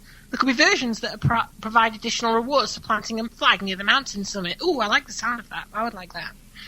Number 2, contracts to eject probes, crewed vehicles, etc. on an escape trajectory from the sun. Who knows, maybe Kerbals have invented stasis so they won't die of boredom. As the sun currently has an infinite SOI, this would have to be defined in terms of reaching a given speed within the sun's SOI, such that you would be sure to escape the system even if you started at minimum altitude above the sun. After all, you need to have more than the minimum speed if you're going to reach your target in a reasonable time anyways. Number 3, contracts to recover a specific satellite or landed vehicle to the surface of Kerman. Alternatively, contracts to simply deorbit a satellite. These resemble the contextual contracts that Squad has already announced. See, that kind of thing is exactly what I said would be a good idea in that episode. So I'm really excited about these, because the thing that I thought would be a huge boost to contracts, they're actually implementing, I think. So I'm quite excited about that. That is me, not North Star. Now back to North Star. Number 4, contracts to drop something into the sun. That is, to set up an orbit with a periapsis inside the sun's surface. Obviously, the probe, etc. will be destroyed before it collides with the sun. Number 5, contracts to lift more than a certain mass into orbit on a single launch. This would be fun, simple, and could reach some truly ludicrous proportions. A rocket that can lift 600 tons in a single launch, anyone? Number 6, contracts to build an SSTO. We already build them, why not reward us for them? Justify it with Kerbal Pride being the main incentive for this and the large lifter contracts. Number 7, contracts to locate and pass within a specific distance of an anomaly for a specific length of time. Extra rewards for performing certain science experiments within that distance. Adding anomaly detection to the ore detectors and maps would help with the surface-based anomalies, at least, if not things like the magic boulder. Number 8, contracts to reach the bottom of a sea or ocean on Lathe or Eve would require improved buoyancy code in submarine parts, of course, or more reasonably, to collect a soil sample from the lowest elevation of a specific crater or valley. Map markers would, once again, help greatly with this. Okay, I know that's a long list and probably not the best ideas you've seen yet, but I hope it gives you guys some food for thought. Until next time, this is North Star. May you always fly safe and have a star to guide you home. I have to say, I think contracts are one of those areas that are due and probably will get a huge boost. And being a primarily career player myself, I'm really excited for what's coming up with contracts, and I think a few of what North Star was saying, all of what North Star's saying, is quite exciting, as possibilities. To the number 8 contract suggestion he had, where he talked about the bottom of the sea or the ocean, wouldn't they have to do some jiggering of the code? Because the way it is right now, I don't think you can. I don't think you could submerge yourself, and I don't think there's anything actually down there for you to look at. Yeah, no, I mean, you can see it through the water. They would have to make it. I think the planet is actually rendered there. You can't go down there, but I'm pretty sure they render a planet as with all the land there, and then put the water on top. Right. That's how you know your elevation above the planet as well as sea level. But he's right in what he says. They would need submarine parts or points. There is no way to go down there at the moment. That would be something you would have to add to the game. That's $1 million idea right there. I've already had mine, and it's coming in 1.1. Where's yours? Kerbal C program. See, and the letters are the same. It's still KSP. You know how Sequest was like a redo of Star Trek, but they just put it underwater? Mm-hmm. That's what Kerbal C program would be. And it could have a talking dolphin. Well, there you go. See? Yeah, that's right up my alley. Who says Biff isn't smart? Good luck, Biff. I wish you all the best. Oh, thank you. And by the way, I think you were wrong about one thing, Amy.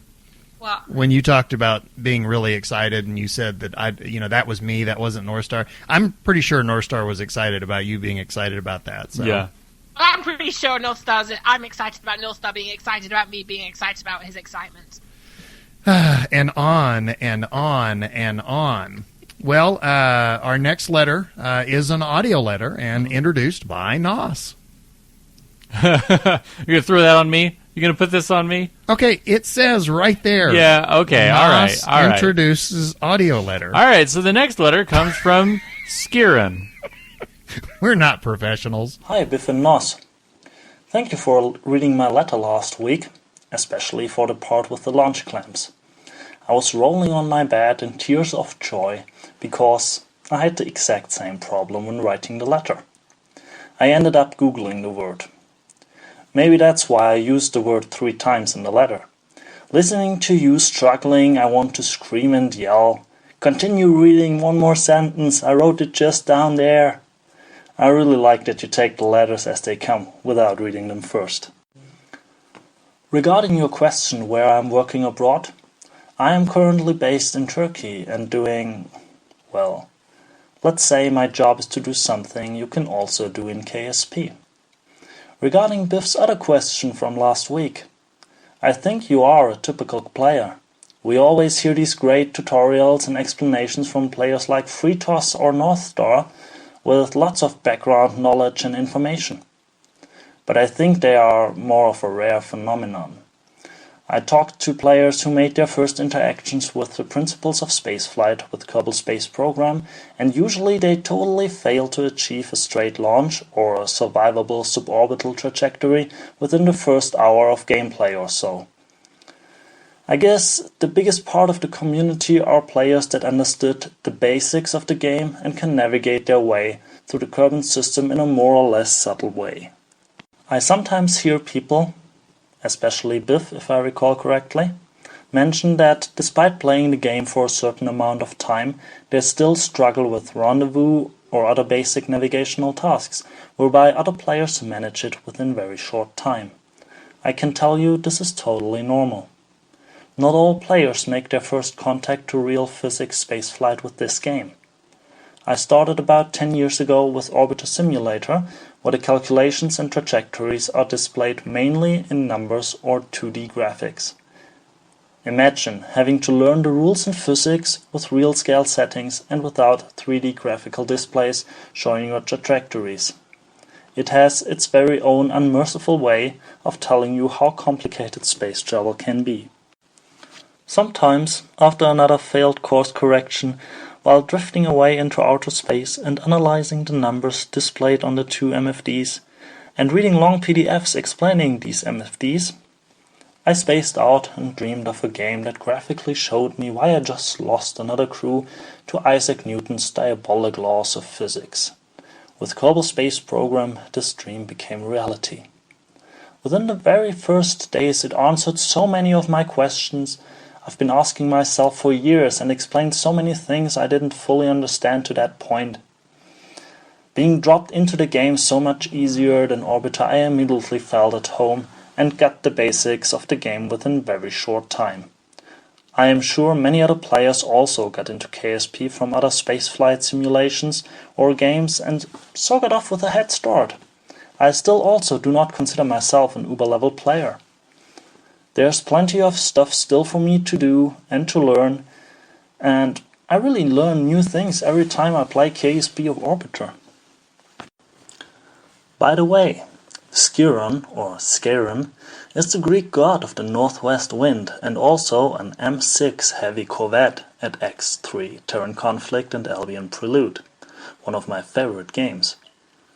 If you haven't played it yet, you should definitely give it a try. So no, my name is not Ron.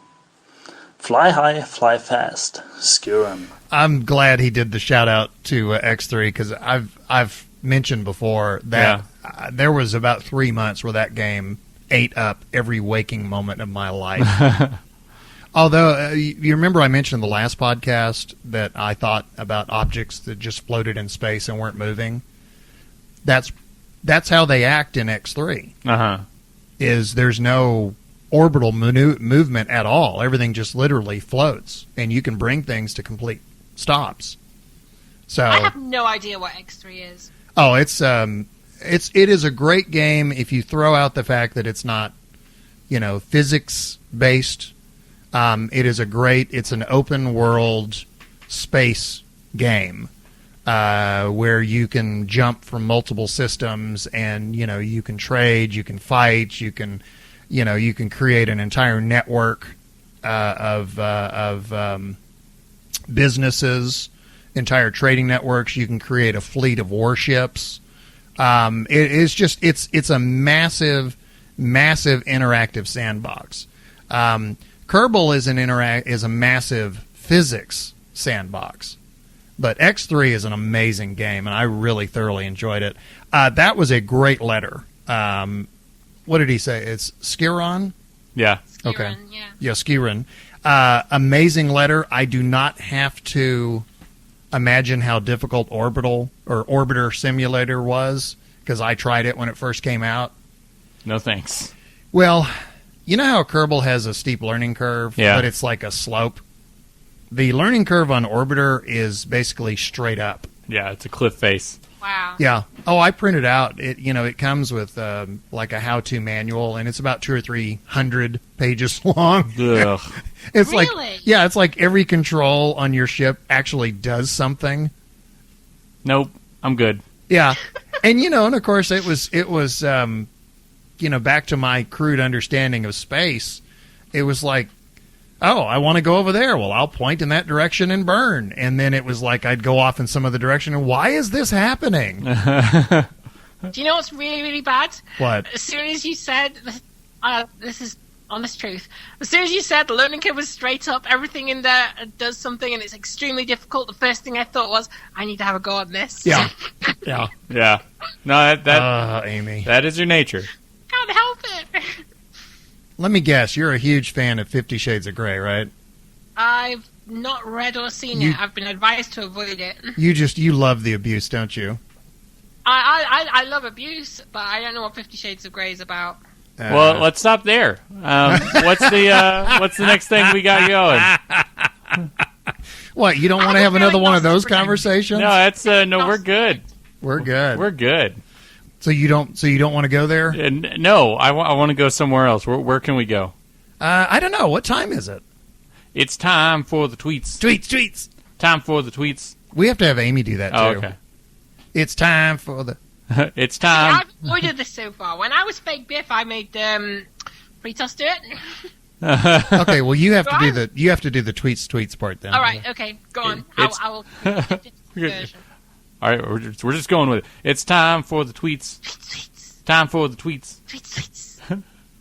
Kerbal Space Agency, how much do you weigh? Multiply it by .17 and you'll get your weight on the Mun. A few more. Minmus, 0.05. Duna, 0.3. Eve, 1.7. And Lathe, 0.8. Mittenpo, Science Module MIRAI successfully docked with the KUS. Linus Kerman, I once built a clock that was a bomb. By mistake, of course. I didn't know the lemons were combustible, and I wasn't arrested. I stand with Ahmed. Joe Boboski, the actor who played Wilson in Castaway, is the same actor from the Top Gun volleyball scene. That's not my quote. You know what? Amy is absolutely right about something. Do you remember how she dinged us about Wilson was a volleyball and not a coconut? Yeah.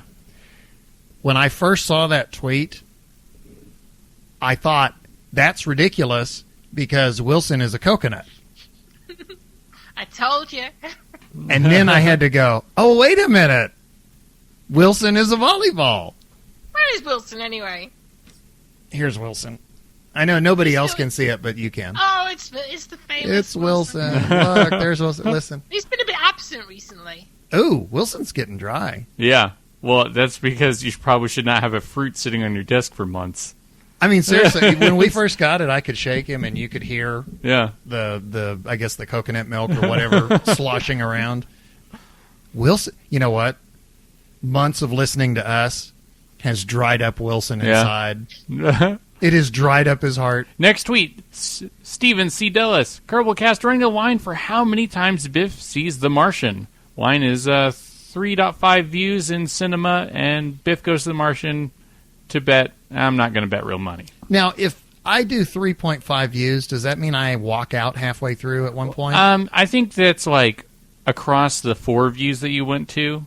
You're going to miss a total of half of the movie between going to the bathroom or going and getting a snack or something. So I'm going to go see The Martian and have sandwich time. Yeah. Martian sandwich time. Hashtag Martian sandwich. It's the number of times I go get more popcorn. Turcot282. Here you go, Biff. A simple visual. Hope that helps you give an idea of how it works. I'm not even going to say what the visual was. Lithobreaker. They're called launch clamps?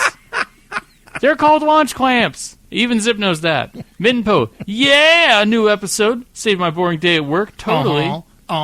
Gaming with CR. That's Caffeine Rage. Bill. Who? Bill. Who's Bill? Yeah. Biff still hasn't recovered from an early morning bout of badger. Mushroom. Turcot282. Homer Terror Mobile. I just backed Garbage Day 2 to 5 player 20-minute dexterity card game on Kickstarter. And by the way, the Garbage Day 20-minute card game is by Mayday Games. It's still on Kickstarter. If anyone wanted to be in on that. You're just being greedy now. Shameless plug. Yeah, he's got $60,000 and he still wants more. I don't have $60,000. Man, if we could hit that, that'd be crazy. Free Toss 7. Well, Big Daddy Love had to tell you that your mama, after he say her periapsis, is down around her knees. Free Toss lost all sense of English with that sentence. Yeah, Free Toss 7 also says, Big Daddy Love wins my vote to take over Flight Fundamentals while I'm on hiatus. Zip and Jim did a great job, too. I second that. Yeah. Hey, I Amy. did it. Hey, Amy. What? Nas has a question. What's that? What time isn't it? It's not time for the tweets. Tweet. Not time for the tweets. Final stage expended. And now a musical interlude by RunPhilRun. Kerbal After Dark.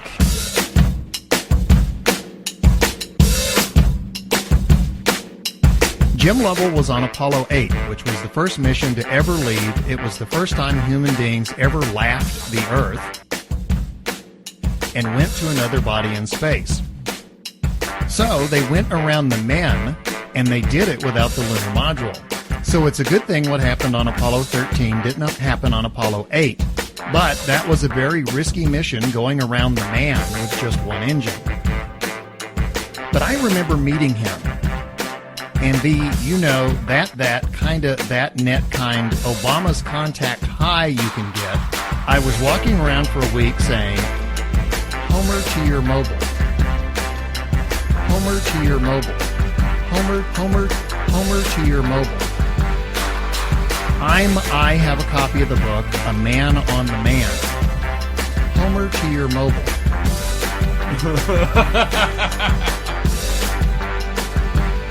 Buy and urge I can. Okay, well, Jim Lovell has written a book himself called Lost Man, which years the book that they based the movie Apollo 13 on.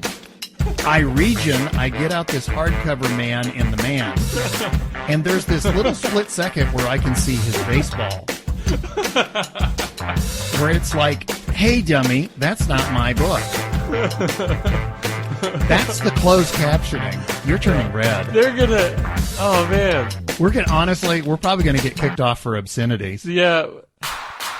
Okay, I have a giant smile on my face. Do you know why? Homer to your mobile. And I was naked.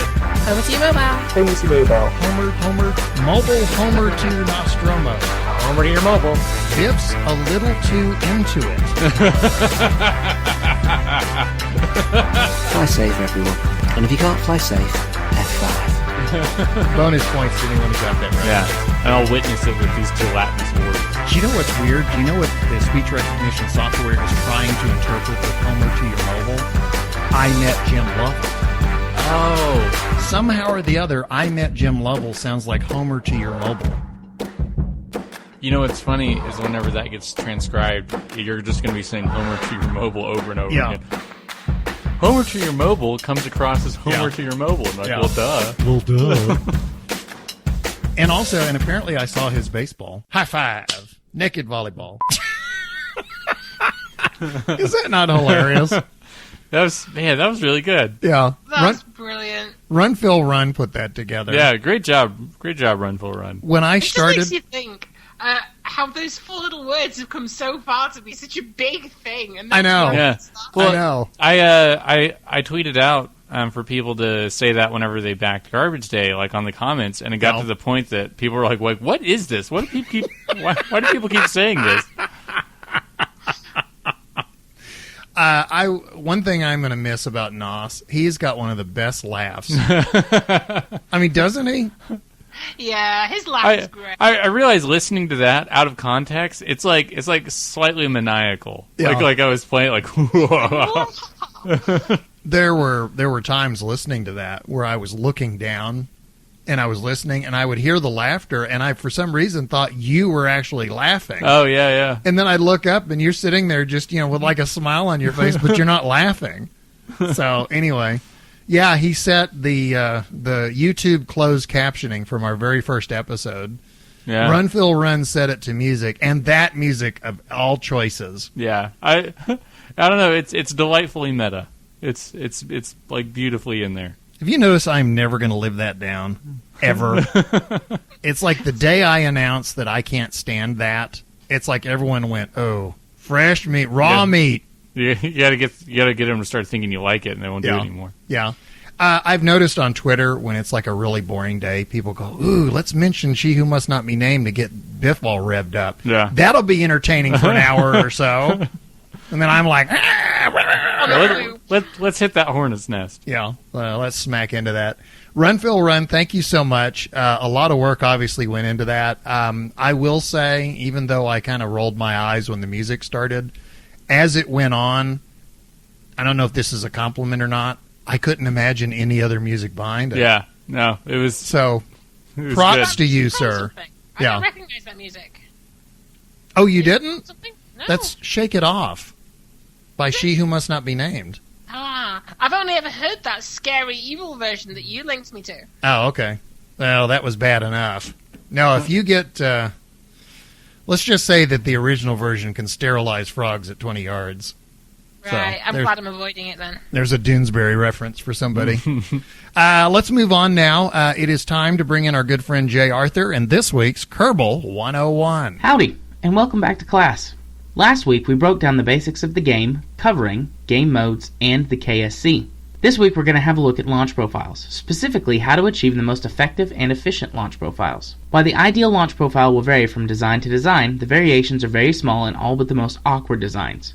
For this lesson I created a single stage to orbit, or SSTO, that had roughly 4,000 meters per second of delta V in order to do most of my testing with. For reference, if you have a perfect launch profile, it takes just shy of 3,300 meters per second of delta V to reach an orbit of 80 kilometers. so I built in some extra fuel for when I waste it all doing testing. This craft file will be posted to KerbalX and sent in for your use and convenience. Please know that mods can make this more or less difficult. FAR makes rocket launches easier due to more accurate aerodynamics modeling, while Real Solar System mod makes it harder because it scales up the planets to match our solar system more accurately. If you find old tutorials and watch them on YouTube, most of them will say go straight up at full throttle until you hit 10 kilometers, then turn 45 degrees to the east and watch your app-waps until you hit your desired altitude. At the time, that was the best way to do it since the atmosphere didn't get thinner until you hit 10 kilometers, or properly factor aerodynamic drag. Now, however, the game has a more proper atmosphere that thins gradually as you rise, and more accurate aerodynamics, so your rocket will induce proper amounts of drag at high speed. This means that both parts of the old system are inefficient. The vertical launch and full throttle idea both waste potential speed and fuel. Allow me to explain. When launching strictly vertical, you are being wasteful in two ways. The first is that you're spending more fuel than necessary to fight gravity. While you do need to overcome gravitational pull to reach orbit, burning straight up is only dealing with half the problem. Horizontal speed is what allows you to ultimately defeat Kerbin's hold on you, as an orbit is simply your craft moving fast enough for gravity to pull you around the planet rather than down to it. So, in launching straight up, you aren't putting your fuel to its full use, since it can multitask by sending you both vertically and horizontally at the same time. The second way you waste fuel burning straight up is that you're sacrificing the boost the planet Kerman itself gives you. As Kerman rotates, it adds its velocity to yours. The closer you are to the ground, the more of the boost the planet gives you. So burning straight up means that you're sacrificing much more of the planet's natural rotational force, meaning you'll need more fuel to circularize in orbit once you get up into space. The final way you may waste fuel is by burning full throttle. I say may because this point is dependent on your rocket's design. Your vessel's terminal velocity and thrust-to-weight ratio, or TWR for short, are the two things that will determine that. If your TWR is over 2, you can almost guarantee that full throttle is a bad idea, as you'll most likely be hitting and exceeding your terminal velocity. Terminal velocity itself is basically the maximum speed at a given altitude that you can go while maintaining peak efficiency. If you exceed your terminal velocity, then you're wasting fuel to push your craft forward faster, as the aerodynamic forces are starting to build up and push back harder on your craft. Terminal velocity does increase as the craft gains altitude, since the atmosphere thins as you rise. For experienced players, finding these pieces of information is as easy as some complex math equations, or looking at those figures in Kerbal Engineer. For new players, or those who don't wish to use mods or do math, I can give you some tips to figure it out. For TWR, you want your craft to accelerate at roughly 1.5 to 2 times the strength of gravity. Gravity on Kerman is pulling you down at 9.8 meters per second, so you want to be accelerating upwards at between 15 and 20 meters per second. Remember, the planet's gravity will subtract its 9.8 from you, so your relative acceleration will be between 5 and 10 meters per second. I realize that may seem complicated at first, but launch a vessel and watch your initial speed. If it looks like you're going up at a rate of between 5 and 10 meters per second, then you're right at the sweet spot. You don't need to be exact, as it quickly will speed up as your altitude rises, but keeping it close will help you keep your efficiency up. For terminal velocity, there's a rule of thumb. 1 Mach number per 10 kilometers of vertical altitude. Each Mach number is roughly 300 meters per second, so at 10 kilometers, be traveling as close to 300 meters per second as possible. At 20 kilometers, be as close to 600 meters per second as possible.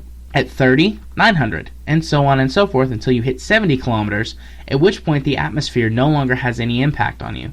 You can now go as fast or as slow as you want, and you will maintain perfect efficiency. Now, all of that information is helpful and can be used to help you find the right launch profile for your specific vessel, but what about if you're a real beginner, and you just want a path to follow until you get the hang of it?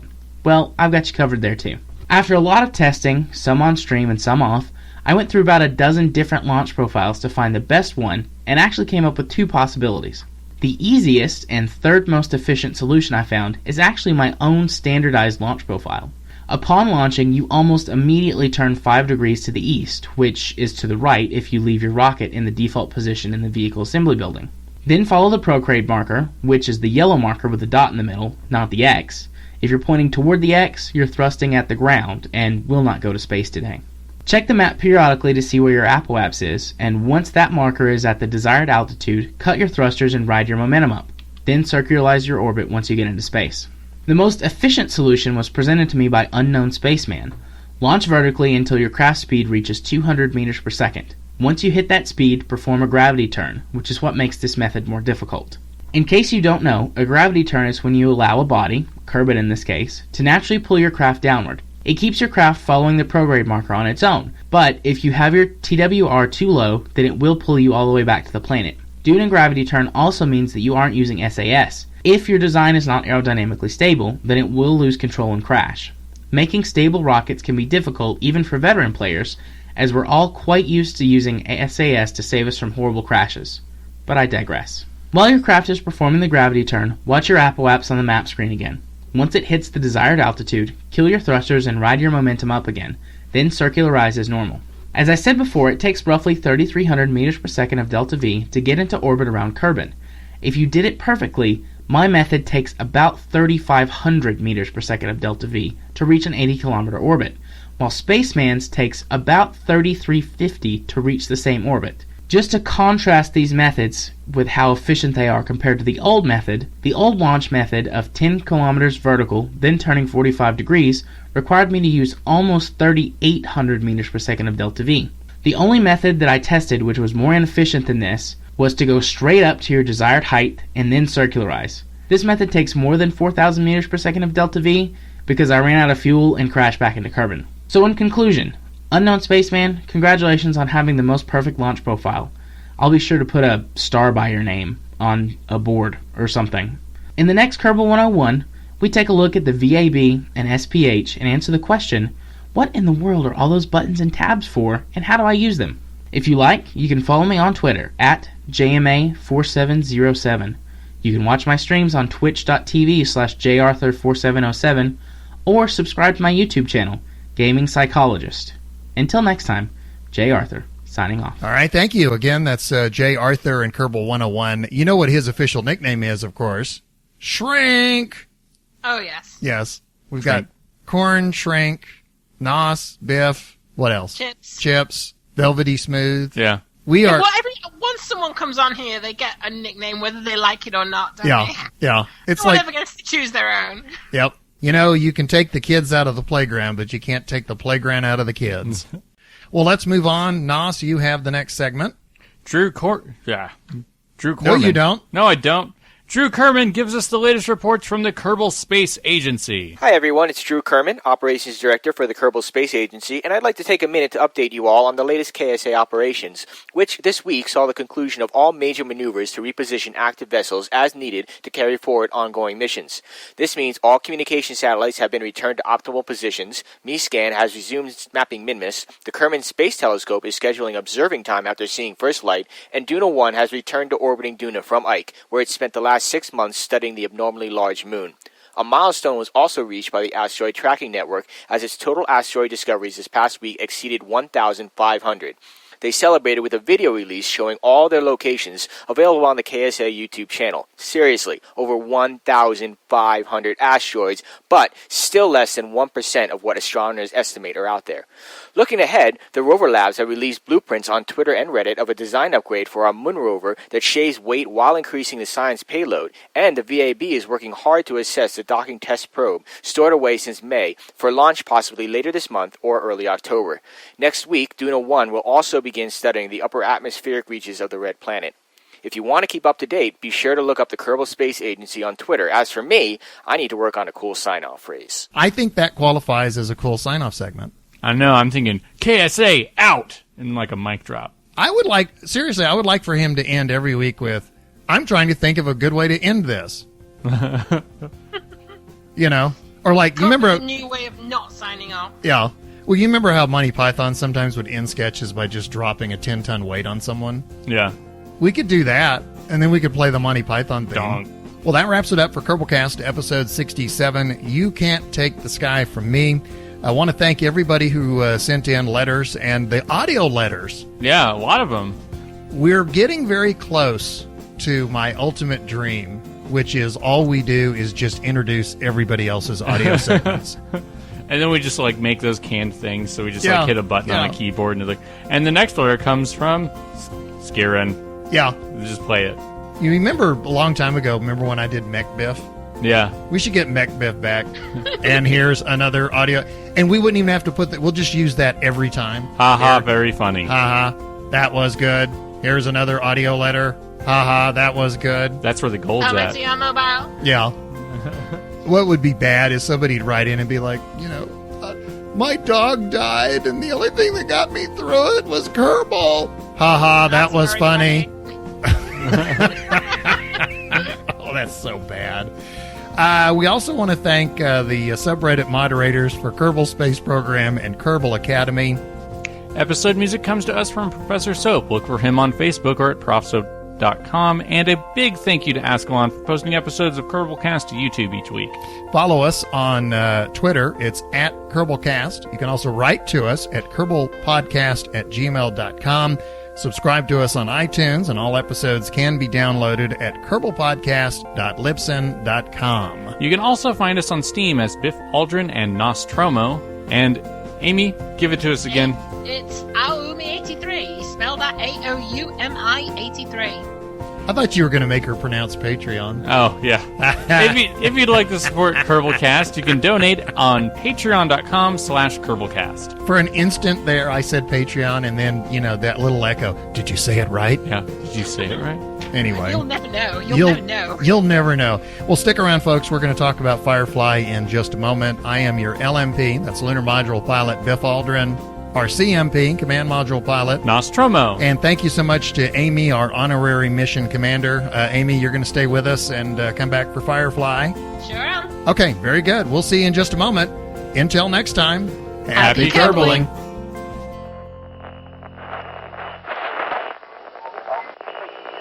Thanks for sticking around.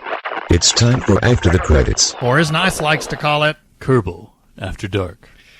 We are gathered today to pay tribute to a long, dear friend, Firefly.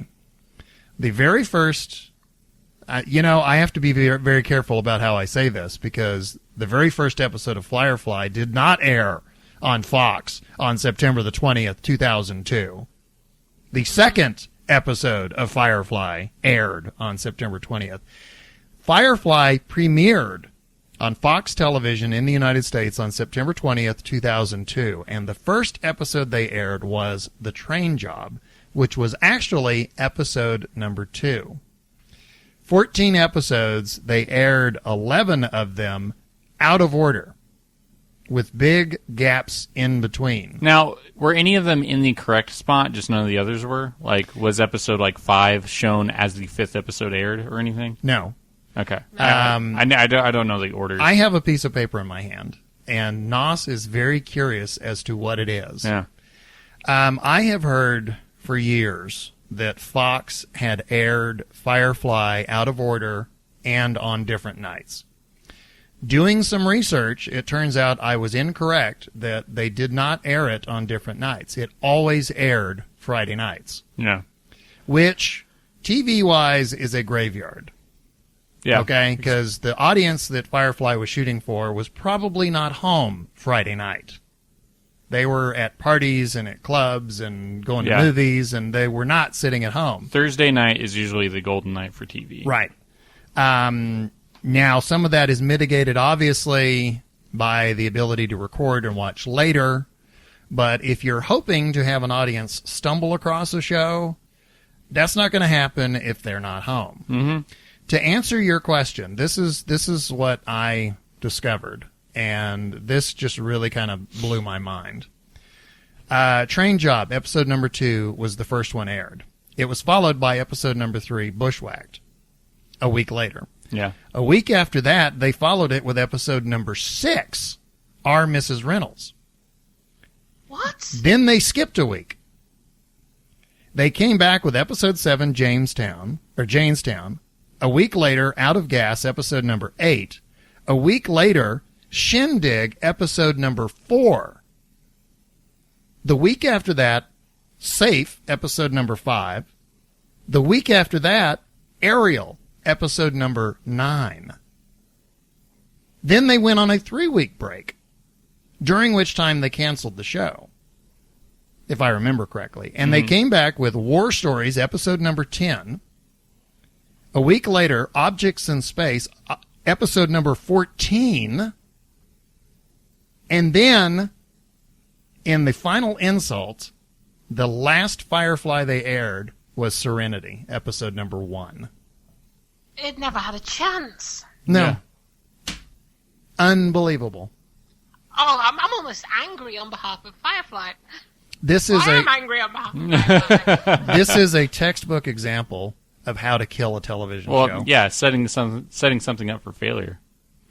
I don't think there's two things. I don't think Fox understood Firefly, so they didn't put their full force behind it. And I think after the success of the X-Files, when Fox was a fledgling network, I think that ruined them for any sci-fi show afterwards. Because after that, if they didn't have an X-Files hit on their hands out of the gate, they weren't interested. Mm-hmm.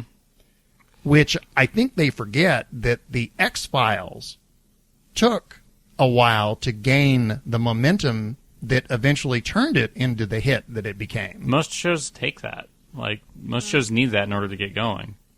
This is textbook. If you want to kill a show, this is how you do it.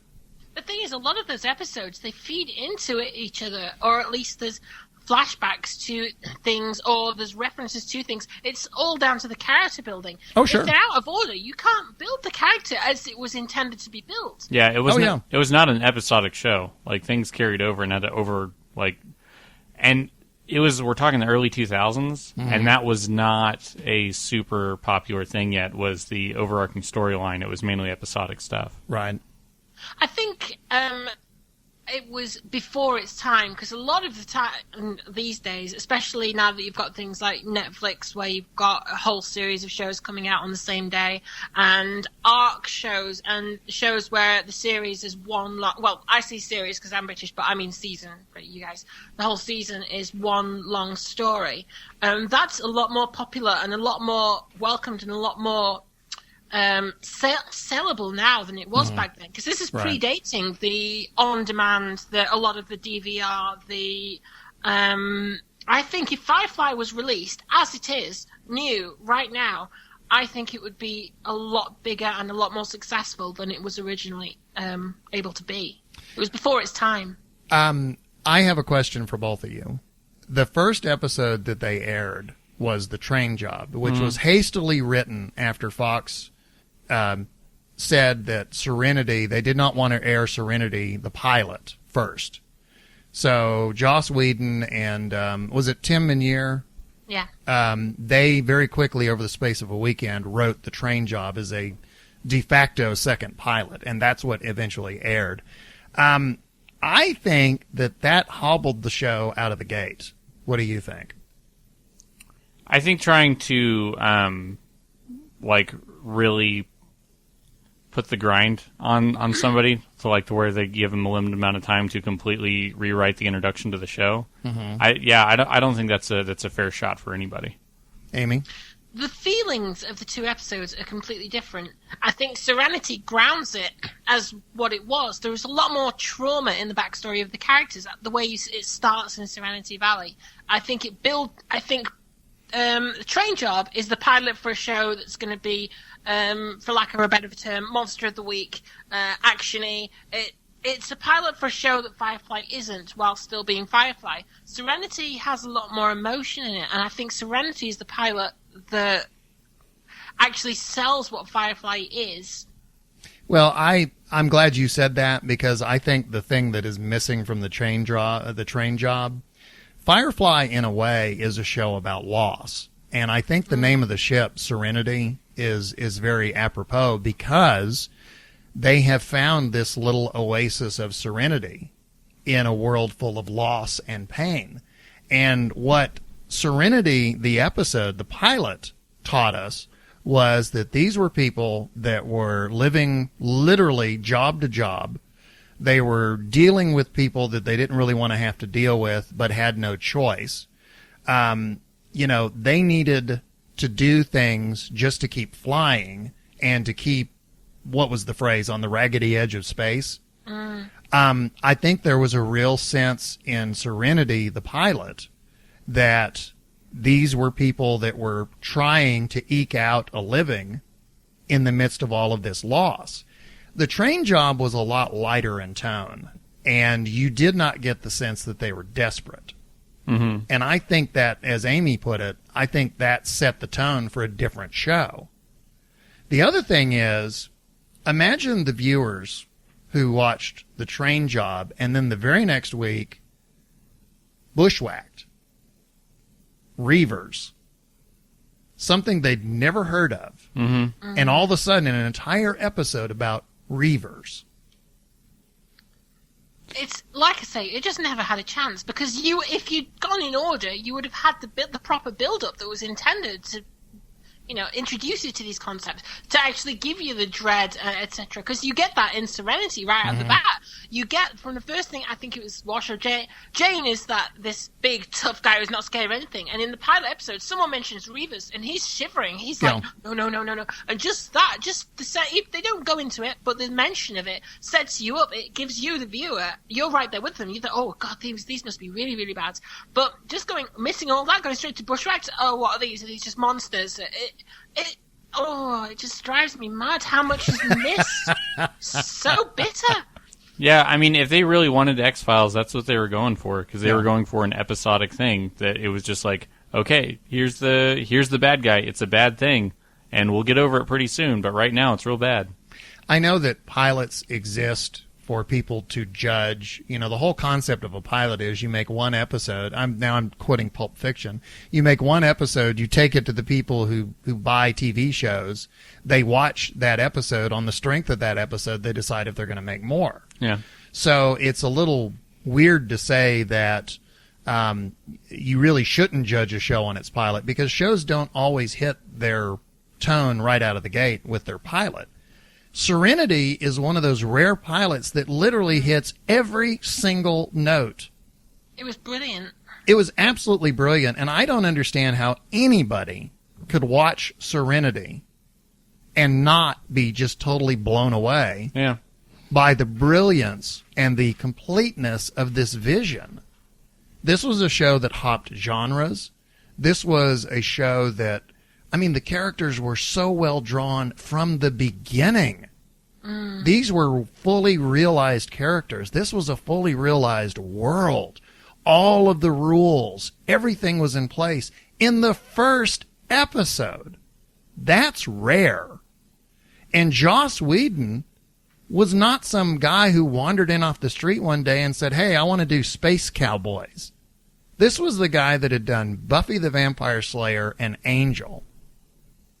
The fact that Fox didn't go, you know what? You know what you're talking about.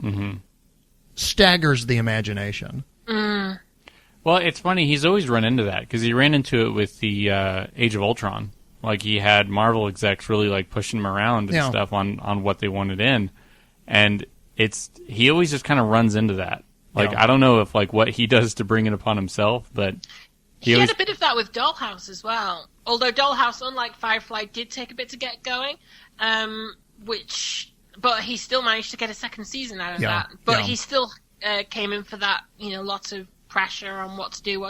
And he'd been proven for so long by then. I don't know what it is. He's just has bad luck with television. Well, I think part of it, and I guess this is what really, really bothers me. Firefly is a show that if they had actually nurtured it, this would have been, we'd probably still be watching it today. Yeah. If Fox, and again, this just blows my mind because there is so much free publicity out there. I'm a firm believer, and I know I do not work in the entertainment industry, and I know that film execs would probably laugh their butts off at me.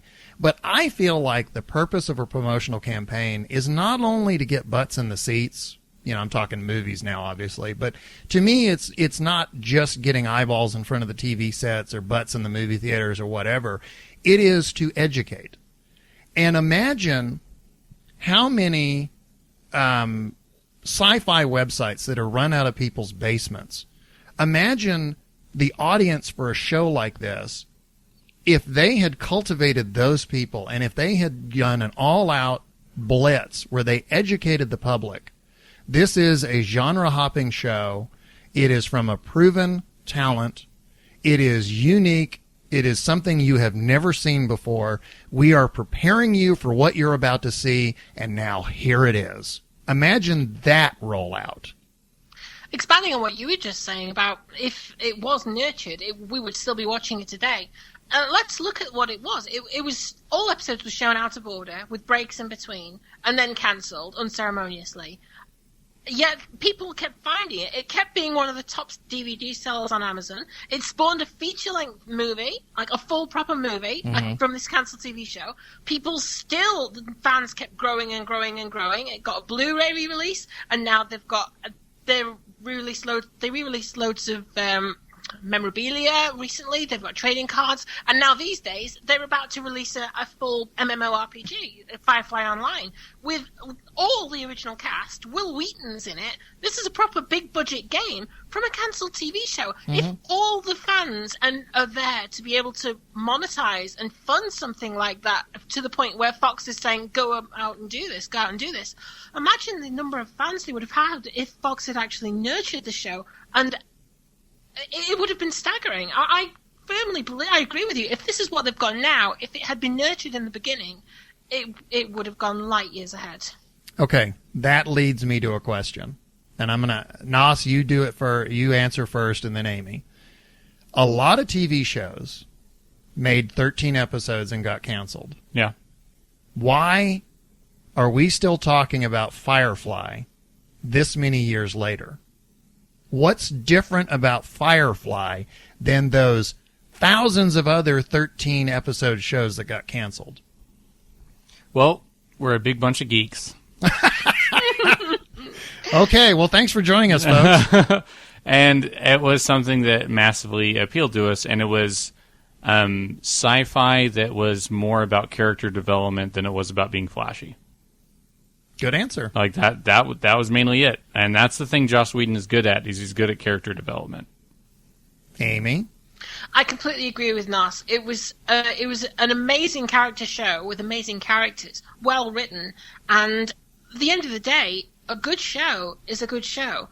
The strength of a show is in its characters, and the strength of the show is in all the stuff behind it. It's not what genre it is necessarily. It's not who does it necessarily. It's not when it is. I think good shows are timeless, and I think it's one of those that is a classic. It was underappreciated, and the fact that it was so underappreciated, and then it became appreciated for what it was. It got into that lucky cult. I think that's the only, as good as it is, I think if it hadn't found that cult status, I think it would still have gone into relative anonymity and been an undiscovered hit. I think it looked out in being discovered as it was, through word of mouth, etc., etc. But I think it is just because of the strength of the characters and the strength of the show itself. At the end of the day, it is an amazing program. I agree with you. I would put it this way. This is a show that I felt like I lived in. It is a show that you feel like you live inside of, because, I mean, the world is so fully realized and the characters are so fully realized. And, I mean, you really do feel like you're inhabiting that environment. And when it gets... for fear of crossing the line, I think it could have been the next Star Trek. Yeah, I do too. It has the same feel to it. Now, I know, though... what if Fox announced tomorrow that they were reuniting the cast and they were rushing episodes back into production? Nos? Don't do it. Please do it. Okay, so explain. I get flack for this, but I think, like, if it didn't get the chance then, it probably isn't best for it to go now. And the reason why is because it's going to be living up to a lot of hype and a lot of anticipation, and it's with a bunch of geeks that can really get torn apart. And Joss Whedon is really good in short spurts, but when the longer he has something, it's like he makes an ice sculpture, but he shows it to you while he's holding it in his hands. So it's like gradually melting. And you're like, I need to set this down so I can look at and admire it. And he's like, well, no, I'm still touching it. I'm like, well, okay, just like leave it alone for a moment and like let it let it go. That is hands down one of the best analogies I've ever heard. Holding an ice sculpture. Yeah. So it's like he makes really good worlds and really good characters, and he handles character development well. But the longer it goes, the more it struggles. And I see it with a couple of things he's worked on. I can't see Amy's face, but it's probably amazing. Yeah. Well, you know what? I would call that the Phantom Menace argument. Yeah. There was nothing that George Lucas could have released that would have lived up. Yeah, to the hype. And I'm not even saying against the hype, just like with his other shows, like the longer, like the shows he's involved in, the longer they go on, the harder time they have. No, I'm talking about if they brought Firefly back right now. Oh, yes, exactly. Yeah, that was the first point, is it would have a hard time living up to what everyone wants it to be because of what they didn't get. Amy gave us the short answer. I'll give us the longer answer now. Okay, I'm going to deliberately make this not heated, but I... I'm sorry, we were laughing and we blanked you out. Say it again. I completely disagree with Nas. Okay. I will explain why. This might be a personal thing. It might be different from person to person, but I think Joss Whedon has the opposite of what you think. I think he actually gets better the longer he has something. If we take Buffy, for example, Buffy was fairly average to poor, in my opinion, and as it went on, it got better and better and better as he got more into it. Dollhouse had a very poor first season, in my opinion. It was okay, but it never really got going. And then Series 2 ramped up, and I think he got better. Firefly, there's no way to tell, obviously, because there isn't a Season 2, whether it would have got better, whether it would have got worse, or whether that would have been the poor one that we were quoting from. But even with Avengers, I think obviously I don't know because I wasn't involved in the process, but from what I read and hints and things that I read, the more he fiddled with it, the more it turned into something that he wanted. So I think, in my personal opinion, Joss Whedon is actually better over the longer term. I think he has longer term projects. Whether he plans them as that or not, I don't know. But I think he can develop something long term to be better or bigger than it is originally. So, in my personal opinion, all respect to Nos, I disagree with that. Okay, second scenario.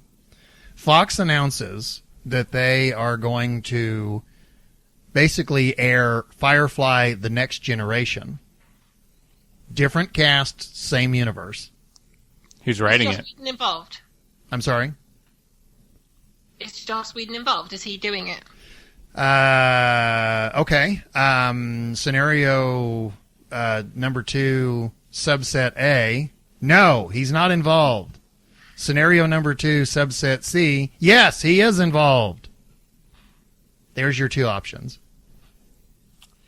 Nos, do you want to go first? If it is a reboot of Firefly, like they're doing like Mal and... not a reboot. Just another story in that universe? Well, another ship and another crew in that universe. One season. I would watch one season. As far as it's still going, I don't really know. If it was a different writer, different crew, different all that stuff, I wouldn't bother because it's going to get ripped to shreds. Amy's nodding. I agree. Okay. I think if the original creative team, if they're not making it, or if they don't at least have some creative input or some role behind it, I think it would be a really bad idea. It took Gene Roddenberry to make Star Trek The Next Generation the next Star Trek. Without Joss Whedon or any of his team, I don't think they could make Firefly The Next Generation the next Firefly.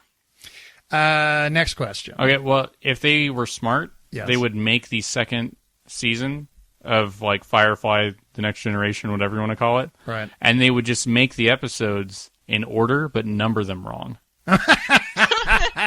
So Fox could... so they would think they're putting them out of order, but they're actually in the correct order. Well, or, based on what I said earlier, they could just call it the X-Firefly. Yeah. And then Fox would be all on board with it. Yeah, there we go. Well, next question then. Favorite moments. What is your favorite moment from the Firefly TV show? And while you two think about it, I'm going to toss out mine. This is a little one. But my favorite moment is at the end of Serenity the pilot, when Mal says to Simon, you can stay on board as a doctor. We could certainly use a doctor. And he says, it was a good day. And he says, half your crew's bandaged up and, and all these horrible things happened. And my favorite moment is Mal saying, we're still flying. Sometimes that's enough. That's my favorite moment. Mm-hmm. Who wants to go next? Amy. I agree. That sums up everything for me. I love the way and everything in that. The way he says, sometimes that's enough, and the look on his face, and you really get the feeling of loss, like we discussed before. But I have another one that's slightly different for slightly different reasons. In Our Mrs. Reynolds, this is a non-spoken favorite part. Have you ever listened to the music of Firefly? Mm-hmm. I have the soundtrack. It's beautiful. Yeah. Have you ever heard? This isn't on the soundtrack, but the wedding song in Firefly in Our Mrs. Reynolds. Right. The Bedlam Bards released their version of it on their CD, and I've got that, so I've got like a long version of it. But I think the music there, I love listening to that. You can see what's going on in that party, but the music, I think, still goes something like etc. But I think the music is typical of that. It has the sense of loss. It has the sense of joy within loss. I think that musical piece, though very short in the episode, sums up almost the whole of Firefly. I think it's haunting, and I think it's beautiful, and it almost brings me to tears every time I watch it. Nas? Whenever Mal kicks that guy into the engine. I mean, it's like the Han shooting first. I mean, it's just like he's the good guy, but he's not a completely good guy because he can't be. Now, question though. That was from The Train Job. Yeah. Do you prefer Serenity, where he walks on and just shoots the agent? Oh yeah, I forgot about shooting the agent. How could I forget about shooting an agent? Well, you remember, right? I don't think, didn't you say you've never seen Raiders of the Lost Ark? I have not.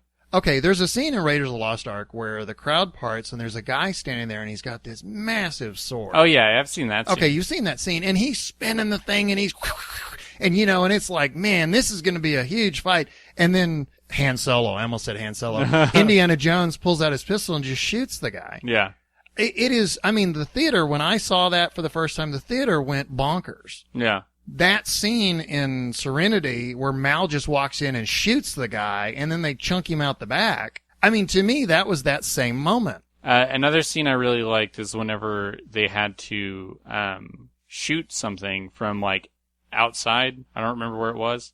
And they had to have a spacesuit and shoot through the spacesuit. Yeah. No, that was our Mrs. Reynolds. Yeah, okay. Yeah. So I really like that. Was Vera. I really liked that scene because they actually had to work around that problem. Right. And it was like they actually had a real solution to it.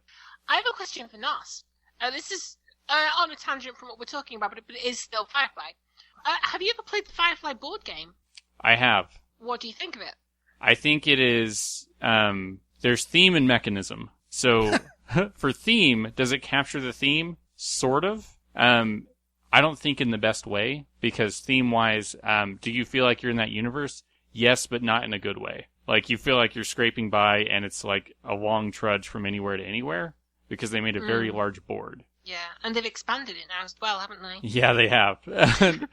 Mechanism-wise, I think it's too cluttered, but with the right house rules, it can make for a decent evening. The biggest... Like what sorts of house rules? Because that's a game we regularly play. I was just curious what sorts of house rules you would suggest that would make it better. The main one I think that would speed up the game is whenever you travel, you have the option of moving 1 space or 5 spaces. And every time you move, and I've only played this once or twice, so if I'm getting a rule wrong, you probably have me trumped. As you move on each space, you have to flip over a card. Mm. Well, you run the risk of moving your first space on a 5-part move and being stalled. So I think it should be like every even-numbered space that you do that. So it's like on your second move you'd flip a card, and on your your fourth move you'd flip a card. That way, actually choosing to do that doesn't run the risk of randomly being negated. I'm going to go ahead and call time here. Once we get on the board games. No, not that. You told me that I'm running low on that time. you need to leave. And we can talk about this forever. Yeah. I certainly could.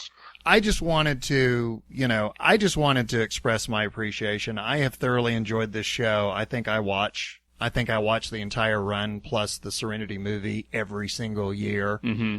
And I always start out optimistic and I always end up sad, but I go back every year. Yeah, I remember showing it to my girlfriend and she's like, "Oh, this is really good." It's like, "Yeah, this is what happened to it." And she's like, "Oh, anyway. So there's not any more of it?" I'm like, "No, sorry."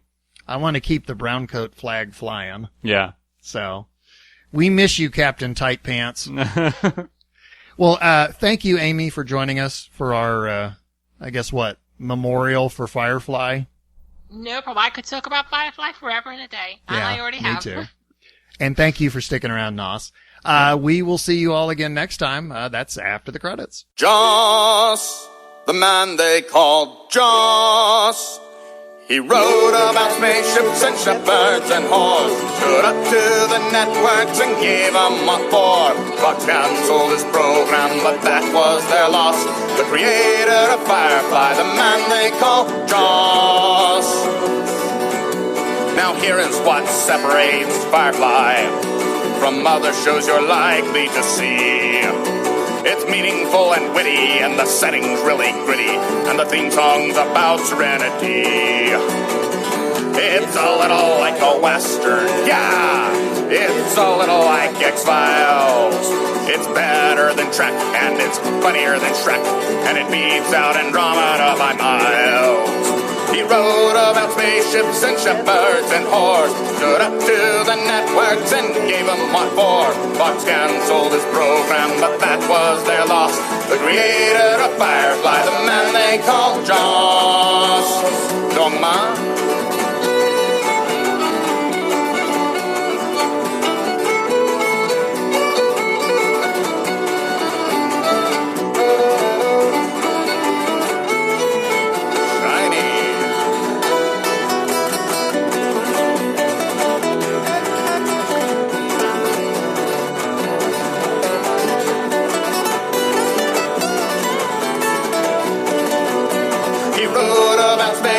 And shepherds and whores, stood up to the networks and gave them what for. Fox canceled his